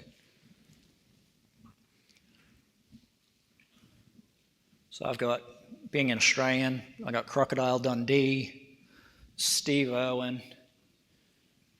Now that we've got the 5, what actions do we need to take to reduce that? Is it that we need to reduce scope?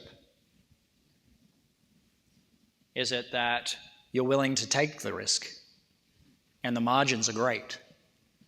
Is it that we need to charge more because the margins aren't there and you want to take them? Sometimes having the dependency, if we don't have the front of the house fixed, it's okay. Sometimes we need to make that decision as owners, and we know in the back of our minds that this is a risk that we're willing to take. But maybe it's within the next few months, as we gain 5 clients at our sweet spot, it's going to make up the amount of money for me to be able to go to them and say, hey, this portion of my services has got to be more expensive, and this is what it is. And they may give you pushback. They may be saying, hey, I don't see the value here because you've already been doing it. And it's like, oh, you were doing it for way cheaper and there's not enough, like, it doesn't take you that much time. Okay, great. We're going to have to downgrade our services back into our sweet spot because we just aren't making the money here. I've recently had to do it. I raised my prices. I doubled my prices on a person. And they're coming back and they're giving me pushback. And they're like, hey, I don't know about this. I don't know about this. I don't know about this. Okay, man. Like, cool. We can keep the price where it is. It's outside of my sweet spot. That's okay for the team because they want to do this work. And then if they don't, okay, great. We'll cut it back to where it was, but we're not able to do this and this. The choice is theirs. And so if we're providing enough value in our sweet spot, they're not going to go anywhere. They just need to hire someone internally to be able to deal with that, but they may not necessarily be able to. Or we may just need to decrease scope, and it's like, hey, get a VA. We'll help you hire one, or this is what you need to do. This is the scope of services that we do. You can find someone to be able to do this job. But just take the actions and be mindful of it, because understanding is half the battle, and then having a plan around it is the second. So just build that really into the business, and if you have key employees, they need to understand this too. Vendor dependencies. So reliance on a single vendor for critical products or services can create a significant risk for the acquiring company. Limited vendor options can result in higher costs, reduced flexibility, and lack of leverage in negotiations. You should always have potentially multiple vendors that you can kind of go to and have a plan around it. Acquiring companies may face challenges in transitioning to alternative vendors, especially if there are contractual or technical dependencies. Buyers may perceive high vendor dependency as a risk factor that could impact the company's long-term growth and profitability. You should diversify again at the base and build strong relationships with multiple vendors. That's one of the key things here. So, how do we fix it? Well, we bring people inside, so you can have people in the company if necessary. Diversify that vendor pool. Build strategic partnerships so you collaborate with vendors, develop long-term relationships. One of the things here that's really, really important to note is that, I don't know if anyone here has had it, but what happens if your biggest vendor gets bought out by your competitor? I've seen it. And so we've all seen it. And we then get put in a position where it could be really, really detrimental to our business. So that's one thing that could happen. And if we know that we have some form of vendor dependencies, it may just be a decision of, okay, we're willing to take this risk, but we need to be able to have conversations with other people, build relationships, build strategic partnerships, and have a plan of action if that ever happens. We just need to know that that could eventuate over time. So build those contingency plans. Invest in technology and automations. Instead of hiring in-house, how can we use tech? We know AI is coming along pretty well right now, but automations and AI is going to be a really, really good way to get rid of a lot of these vendor dependencies where possible. And then implement vendor management processes. Establish clear processes and guidelines for managing vendor relationships and performance. So just like, hey, we're using this product and we know that we're going all in on that side, we should have some backups, just so that we understand what's going on here. Okay, questions to ask yourself. Would it significantly impact your business if your top supplier, contract group, product owner, would it go out of business? Seen people go out of business as well. They looked really, really profitable on the surface, but then they went bust and a client was left in the lurch and we had to quickly scramble and deal with that problem. And then getting purchased by a competitor. That's always a fun one to deal with because now we're able to fund a competitor's growth by paying for the service that we're currently using. So I'm going to give some time on this one as well. Just top 3. Put 3 vendors that you're really, really tied into that you know, and everyone's got them, even I have them still, but I'm managing them correctly. But we want to know what 3 they are and how are we going to put some action steps in place. And I'll give a couple of minutes for that. It could be that we're going to create these strategic partnerships, or we're going to go out and have conversations with new vendors that do the same thing, or contracting groups. I know a lot of the time it could be a sales and marketing company, especially for these types of this industry, because they may be your CRO and CMO because you've outsourced your sales and you've outsourced your marketing. And they may have you in a position which isn't necessarily beneficial, but they're using you to test to be able to go further into the market. So they may go and work with your competitors. And so if we say, great, we're going to deal, well, that's going to be fine, we'll have that dependency. All right, let's just have those relationships in our back pocket. It's extremely important there. All right, this is my favorite one. Employees. Oh, sorry, go for it. Okay, so I have the same question that I'm sure everyone in this room has. Mm-hmm. So you work with MSPs primarily. So starting out, I'm having a problem with managing vendor dependencies because as much as we want to have different vendors, the market doesn't want us to have different vendors, right? So Kaseya, they're probably here today. ConnectWise, I mean, every time I think I've got, right? Microsoft, right? Every time I think I have a diversified portfolio of products, they get bought and they get bought. And that makes us stickier to them. So how do you manage that? You're either working with products that are tried and true that Kaseya bought to kill, or you're on some sort of cutting edge product that may or may not, so since you work with MSPs, how do you manage that? The way we've had to do it is, honestly, we've just had to recognize that risk. And as things happen, we develop contingency. So that's why I keep coming back to, if you know that risk is there, just making sure that you've got the ability to make changes and keeping your finger on the pulse to ensure that you know what's out there, and then giving it time for the company to come to fruition, like their competitors, to then slowly kind of move into that. So it's not necessarily cutting edge at that point. We're kind of mid-stage adopters rather than early adopters. So we've had to be very slow and systematic on that side and not do a lot because that happens. And so we just have to manage it the best that we can. Granted, most of the people that have MSPs and purchase MSPs are people that are doing roll-ups. So they already know that this problem exists, so it's less of an issue. They've got management, like they understand it, and they're managing those vendor dependencies just by, all right, what are our contingency plans here? What happens if? And then building those plans so that you can make a move quickly and take a right angle as necessary. That's the only good way of handling it in the MSP space right now. But over time, as things kind of develop, I foresee that it'll start to change more and more into the future, but it's just gonna, it may be 5 or 6 years before anything really happens.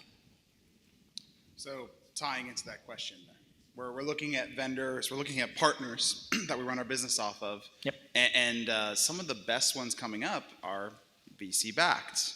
Work in VC space. Key hallmark of VC space. They might be great right now, but within 10 years, they have to return their investors' money plus interest, right? So you know, acquisition, going public, all that stuff's on the table.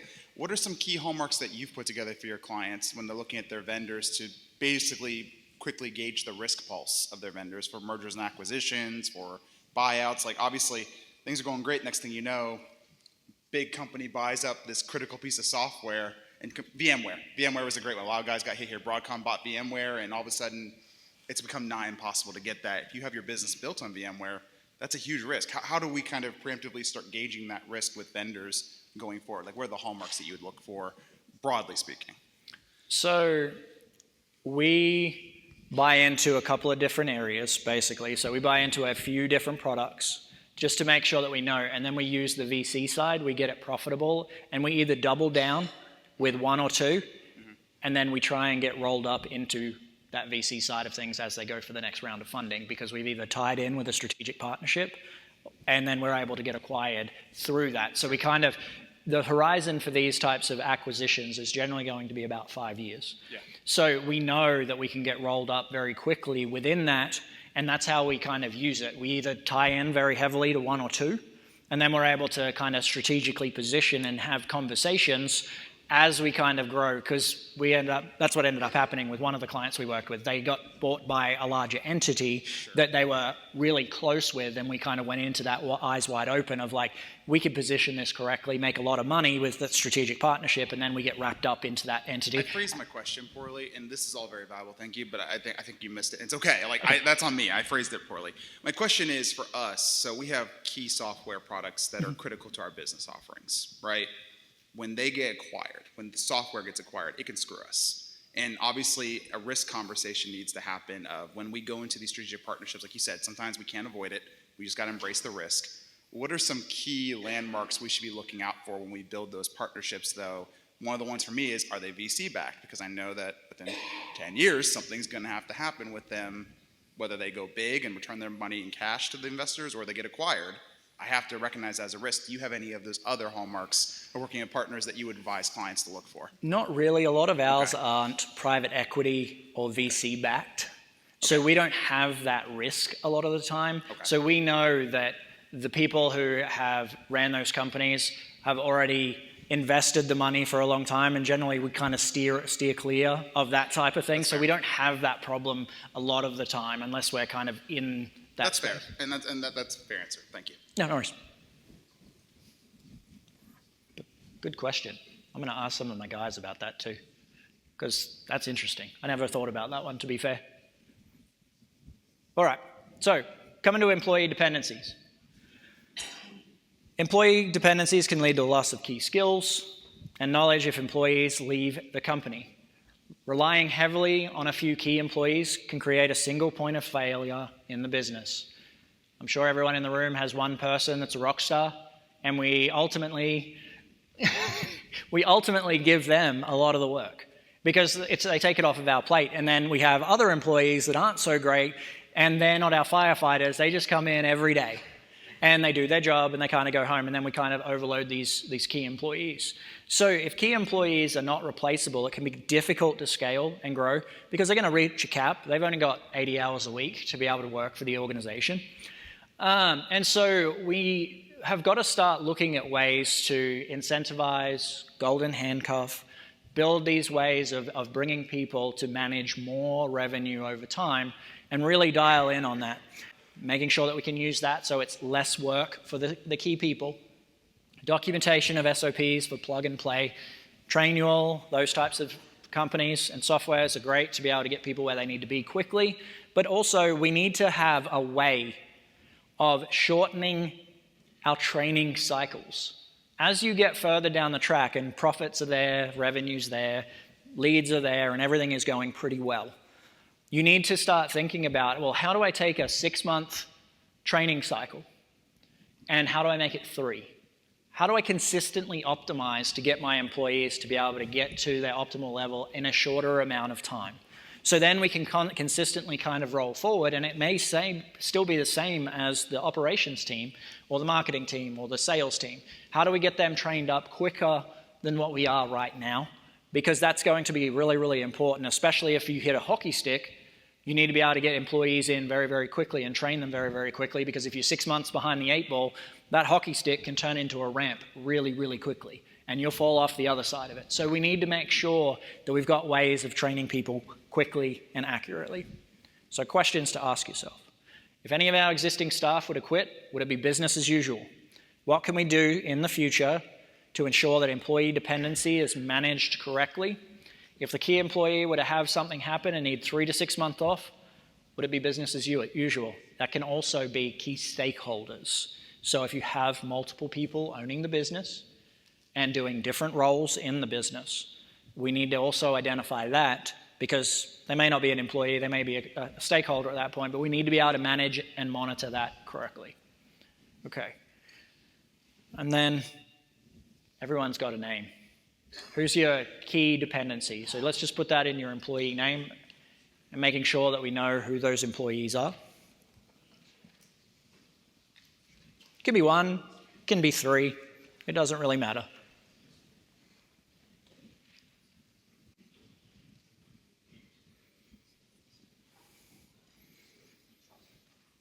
And then how are you going to mitigate some of that risk? It doesn't have to be straight away. It can just be planning out into the future.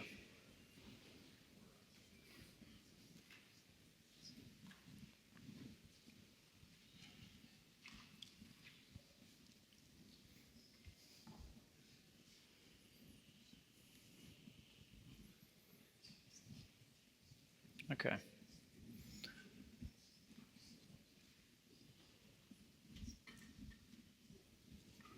Key takeaways.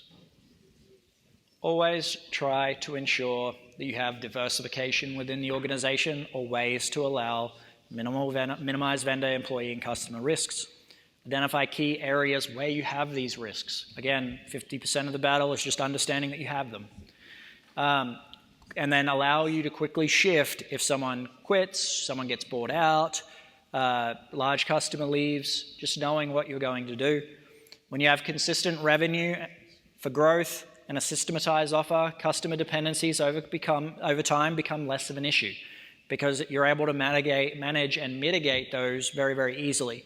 Key employee dependencies do increase at that point. So, questions? Cool. Let's have a look at owner dependencies. So a couple of questions I like here is, so why did we start our businesses? Because if we wanted freedom to work when, where, how, and with who you want, I'm sure a lot of you are working a lot of hours. Create change and impact the world, put a lot of value out there is another one that I hear. To own a valuable, sellable business or a cash cow that you can sit on the beach and it just makes you money over time is another one I hear. We probably need to actually stop there and take a 20-minute break. It's probably going to be the easiest way before we get too deep into the owner dependencies. It's probably going to be the easiest way. No, we're good. Okay, I got the okay. All right, how would your business perform if you were unexpectedly unable to work for a period of 3 months or more? How would that impact your family if the company couldn't run? That's one that I see happen over time. You'll never get out of the day-to-day if you are the only person that can deliver. So I have a lot of people, and so this happened to me back at the very beginning of my journey. I had owners and clients I work with say to me, Aaron, you're the only person that's going to be able to deliver this service. I was really proud. I like pat myself on the back. I thought it was amazing. But the reality is that doesn't mean that it's ever going to be scalable. And so I sat with that for a while. And then after that, I was like, all right, I need to stop thinking about what I'm offering. I need to start thinking about who is going to be able to deliver it and how. Because it's a big red flag for a buyer, but you are never going to be able to get out of the day-to-day if those 5 clients are tied to you that make up 25%. And then if you do find someone that will buy that business, they're buying a job, and traditionally businesses that are purchased go out of business within the first 3 years. So you're likely going to get offered a low offer, you're going to get offered a larger amount of owner financing, or you're going to get out of the day-to-day and it's not going to run the way that you think about it, and then potentially 25% of your business runs off. Or they're buying you. That's the next piece. I've seen plenty of companies come and offer a certain amount of money for the business that was $1 million with lower amounts of money, offer $1 million, $2 million, not really life-changing money, and then be like, but you have to stay here for the next 3 years. They're buying the owner at that point so that they can have the owner grow the business over time and use them as leverage and put the resources in to then build the company. It's what private equity does. So the owner, this is kind of the owner trap. The owner is the only salesperson. Only the owner can deliver. The owner, owner interfaces with the clients. So that's another thing. We don't want to, over time, be interfacing with the clients. They shouldn't even know our names. And then the other thing is, and we don't have that problem because 7-figure MSP really helps with this, the owner offers too many things. When we're the primary salesperson, a lot of the time, when we're on that sales call, it's like, oh yeah, I'll offer that. I'll offer that. When I'm in the sales, it's like, yeah, we can do that. We can do this. We can do that. It's not a smart plan. And so that's ultimately what ends up happening. And so we offer more. And then the service is lackluster because we've offered things outside of our sweet spot. So the biggest risks, trying to get out of the day-to-day too soon. I don't know how many businesses that I've seen at $1 million to $1.5 million where the business owner is trying to get out of the day-to-day. And that is a very, very big risk within the organization. So you likely have not, at 1 to 1.5 million, gotten predictable revenue ironed out. Increase the dependencies on employees, and churn will increase as a result. Without the predictable revenue, generating additional revenue obviously will be difficult. This is kind of the timeline we traditionally see in a business when we're going to exit. So 250,000 annual recurring. We're just starting to get 1 new employee. Like, we've hit that cap where you're probably feeling really, really stressed, and it's like, all right, I did everything I could to get to that 250,000, and then you have a choice. We either continue to grow, which most of us in this room, it's not really a choice, it's kind of what we do. And then we bring that first person in, and that's a scary time that's the very first scary position, because it's like 250,000, I've got to bring an employee in. Gets a little bit scary at that point. All right, at the 1 million ARR, we should have 4 employees. Things should start to kind of gel at that point. We should have some systems and processes. We may or may not have our marketing and sales dialed in a really good way. People can fall into $1 million in ARR. And so if you do have a good sales and marketing arm, well, now we're going to be able to go to scale. If we're at this point and we haven't, well, okay, it's time to start looking, because this is the area where it really matters, because we've got to have that scalability to go further. Because getting to the first million, it can happen not easily, but it can happen with a lot of hard work. Getting to the 2nd million, that's not done by mistake. So 2nd million, we should be starting to hand these larger clients off, mitigating the risks around customers and those types of things. Our sales and marketing should really be dialed in at this point, and we should really be pushing in the right direction. Bringing in salespeople kind of happens between the 1 to 2 million range as well, and then we can move it in the right direction. $3 to $5 million is the sweet spot I traditionally see. It's really where we can remove ourselves from the day-to-day slowly but surely, We don't want to do it too quickly. We need to support our staff over time and work out where the problems are. So we act as CEO at this point. We're not removing ourselves fully as chairman of the board, but this is also the point between that 3 to 5 million, and as we deal with those owner dependencies, we can start potentially looking for a buyer depending upon how profitable we are. It may be that at 3 to 5 million, you want to have a foundational year. Our foundational year is where we work only on the foundation of our business. We want systems and processes. We want to make sure that everything is dialed in so that as we scale and hit that hockey stick, we can manage it effectively and efficiently. We have our hiring dialed in. We have our sales and marketing dialed in. We've got all our metrics always tracked. So we can go and have a foundational year around the 3 to 5 million mark and really dial that in, or we can continue to go and sell. At about that 6 and above, we should be making about $1.5 to $2 million net. Even at $1 million, we can have conversations with people about either exiting, or there's enough cash flow there. If we step out, it's not going to hurt the business if things go wrong. That's the main thing here, is making sure that we have cash to be able to deal with everything that comes up over time. So it's just making sure that we know what's going on there. Okay, example. I was told, I've talked through that. We had a large amount of churn, bringing in CFOs. Ultimately had to let CFO go because I started to step out of the day-to-day. And then I started to ask who and then how rather than what. That was really, really important. So questions to ask yourself: are you the primary salesperson? Are you the only person that can deliver? If you're the only person that can deliver, we need to start asking who and how. Do you know each of your customers by their first name? Do your clients want to deal with you rather than your employees? Do you deliver over 50% of the work set in your business? And then would it be business as usual if you were unexpectedly unable to work? Okay, owner dependencies and what the fixes are. Engaged employees. Create less owner dependencies without creating employee dependencies. Create those SOPs. Automate as much as possible. Use AI as much as possible. Get employees acting like owners and create accountability. So, this is kind of our cycle.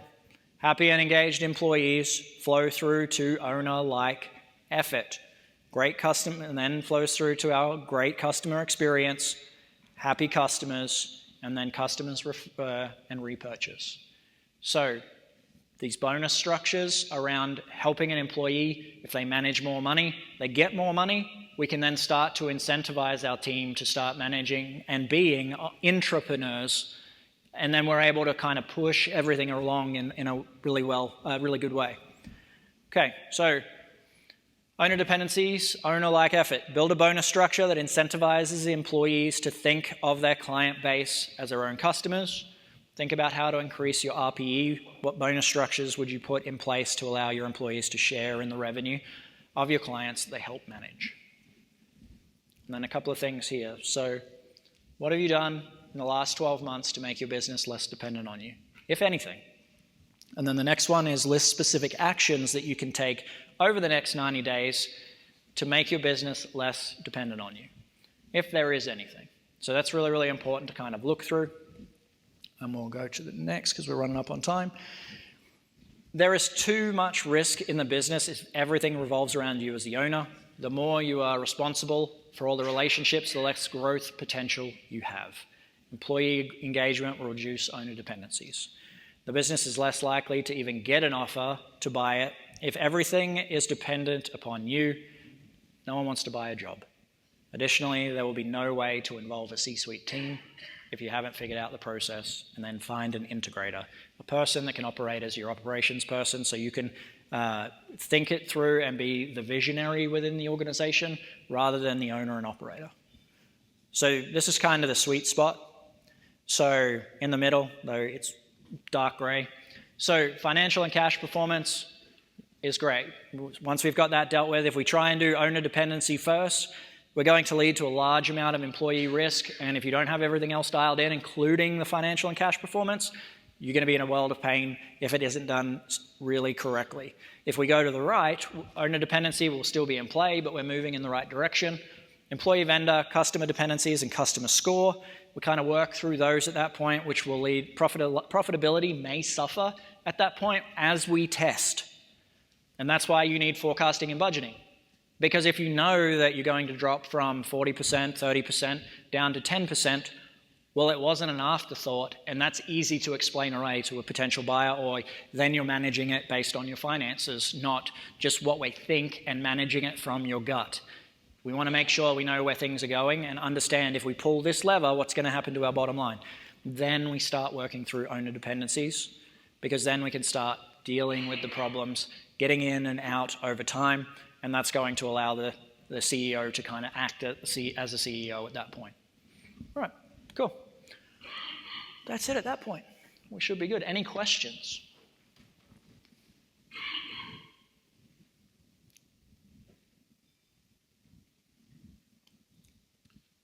So as MSPs, what role should we fill with our first employee? So it really depends. The ones that I kind of do is someone that is younger and hungry and can actually do the day-to-day operations with you, because the first 4 employees are going to be people that can take things off of your plates. By now, you should probably already have a contractor that's a VA. You can bring in contractors before the 1 to 250 range, but they need to be client-facing. So the first 4 is really designed so that you're still doing 25% of the work and they take 25% each. So it's always going to be a client-facing role that can kind of take that off of your plate over time, as well as then the last 25% are always traditionally going to be your biggest clients, the ones that are going to actually help you make the most money. Okay, thanks. No worries. So you mentioned traction earlier, which I'm going through right now and I'm a huge fan of. So finding that integrator, right? Like you're hitting that. I was thinking 2 to 5, but 3 to 5 is as you put it, right? Like you're looking to step back from your business. If you are the visionary, which I would say about 90% of the people in this room probably fall into the visionary category, you don't want to run your business, you want to be the visionary. Yep. What are some key hallmarks that you would suggest looking for and looking for that integrator partner in terms of qualifications or qualities? Not so much hard skills, but more of the soft skills, right? And characteristics. We want to hire them before we get to that point. Okay. So they should already be in the business. They should already understand what it is. So one of my guys, we ended up finding a CPA, which we never thought would actually work. But generally speaking, they're going to be younger, hungrier employees that start from the bottom and then grow with you into those skills over time. I've found that when we go out and try and hire a lot of the time for the COO role that hasn't come up from within, it's very hit or miss. You may go through 3 or 4 of them and there's an associated cost with that and a sunk cost. So we always try and look for people within, and then we're going to need to have, and what we build within in companies is like, hey, you start off as like a junior or it may be a senior VCSO, and then we kind of build them up to maybe a principal or like middle management and then a principal. And then once they've got those skills, then we can kind of start training them on the operations. It's generally what we see is it's going to be one of the first 5 to 6 employees that we're able to bring into that role. As we get further, if we can't do that, then we got to test. And so then it's really looking for, all right, do they have management experience? And if so, what is their management style? We do the personality tests around them to make sure that they're going to manage a team, because that's important. Helping them understand what the culture is before we hire them is another key important piece, because we have one right now, he's come up from the very beginning, but he screams at all the employees and he's killing the culture. So we've got to make sure that we've kind of managed that correctly, and then building those report cards around him on those soft skills, like, are we making decisions around culture? These are the key things that you need to understand, which means a lot of work for the owner, but like these are the questions you need to ask yourself when you're going to move forward and make a decision, doing all those types of things. Does that make sense? Yeah, say we have that person. What's the average timeline you see of the transition? Obviously, it doesn't happen overnight. What is the average timeline that you see if we have that person that's internal, we've raised them up, like they're ready to step into the integrator role, but there's obviously a transition period. How long does that normally go for you? I've seen them take as little as a year. I've seen it take as long as 3 years. So it really just depends on the person and how hungry they are. Generally speaking, you can sort of see how hungry they are because, one, they'll be managing more revenue and they'll be client facing. They're already asking questions about things where it's like, hey, how does this work? How does that work? How does this work? And they're trying to find ways to streamline it, and then they're making suggestions to you. So you're not the one going to them being like, hey, you need to do this. It's like, hey, what happens if we do this? Is it more efficient if... And they're coming to you with questions, and that's kind of how we can identify them early, and then it's just nurturing them over time. They may not do well in the role. I've seen that as well. But traditionally, if you groom them correctly and build them up over time, they're going to do pretty well. Right person on the right seat. I like it. Pretty much. It just takes time, man, and like a lot of testing, because again, you could put them in and they could absolutely like do bad, and then you have to demote them and they may leave. So it's just, you got to weigh those pros and cons and keep track of them and groom them correctly. Thank you. Morris? So you're okay to cringe if you want. I have I have one client who's about 40, and now they were 50, they're about 45% of our income. Okay. And they are also in that category. As I'm listening to you, I'm cringing, because they are also that client who we do a lot of extras for, because they're so big and it's hard to say no when they're that big. We have about a year and a half left on their agreement, and the way I see this, and I guess correct me if I'm wrong, my only option is to sell my way out of this. If I can bring in, say, another $30,000 to $40,000, which happens to be kind of close to what they are, not another giant client, but differentiated. Yep. That would solve that biggest concern, that biggest, You're in a really unique position, because Awesome. you could increase your average order value because you know you have that. So you could go out, and if your sales and marketing is strong, you could go out and you could increase your prices, which means, say you've got an average order value of $8,000, you could get 5 clients and you could have that dealt with. You may not, your close rate may come down, but it would put you in a unique position where you could have one employee manage 5 people, and they're making a lot of money there without necessarily being to you. Or if you wanted to manage them, you could, and then it's going to allow you to kind of scale without having to bring on a lot of employees, because the next portion of this is, say your average order value is $2,000 and you've got to go out and you've got to get 20 clients. Well, you may have to bring in staff, which is going to mean that your profitability is going to suffer immediately upon that client leaving. So we have to increase your average order value right there to allow for the scale and like the down... which we've done. And we've Okay, done good. quite a bit of, I think I've got only 1 or 2 clients left that are not, they've either gone to a full stack or they're gone at Okay. this point. I think, and I've got, like even right now, I've got about potential 15,000 in revenue Perfect. that I'm working on this when I get back, and they're about 25. Yep. So, I'm more thinking like the only option I see in the next year and a half is just to hunker down and sell. And then is there a way, when you have somebody who has that much power, if you will, at least in my mind, to start pulling things back in a way that is not like, whoa, because they've done that a couple things. I've kind of corrected them on what their contract is. You have to do it slowly. If you know you've got a year and a half and it's not your sweet spot, well, as you bring in that 15K one, it's like, all right, take a little bit off of your scope. Be like, hey, we're closing out. We found that it's not profitable. We need to lower the engagement to this, which means that the amount of revenue is going to lower as well. And then you kind of slowly over time, each time you gain a customer, and it may be every 3 months you do this, or in 6 months, you've got to kind of work it out yourself where the scope is going to bring them back in, and then you can kind of continue to push them forward. So it's really like we bring on a client, we lower scope, we bring on a client, we lower scope, and then you got to balance Fortunately, they're fairly profitable. They're like $350 a seat. I priced them high at the beginning. Okay. At least when I was working on that. And we have one guy who's pretty much dedicated to them almost. Okay. 3/4 of his time. So. And then you can kind of, as you slowly bring them back, if they're going to renew, then that's going to help you as well. It's just dependent upon that. And if they have complaints, well, the reason is it's because it's not our sweet spot. We added these services to try and make it better for you, but ultimately it's not our sweet spot, and we had to bring it back to bring it back in line, which is also reducing the overall amount for you. Okay. Awesome. Thanks. No worries.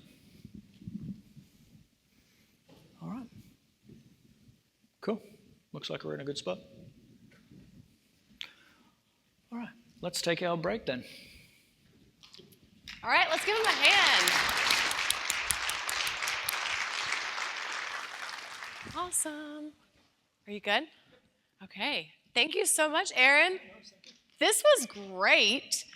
I was really surprised. Not surprised, but it always feels good. It's kind of like when your spouse tells you something and you don't listen to them until someone else tells you that same thing. That's how I felt today. So I'm hearing Aaron talk about your leads and tracking conversion rates and differentiation, and I'm like, do y'all hear this? Are we listening? So I just thought that was a really great session, and it has really started, and a couple of you have messaged me and talked to me about conversations that you're having with yourself now about what's your exit plan, what's your growth strategy, what is the next step for you. So really cool. Thank you so much, Aaron.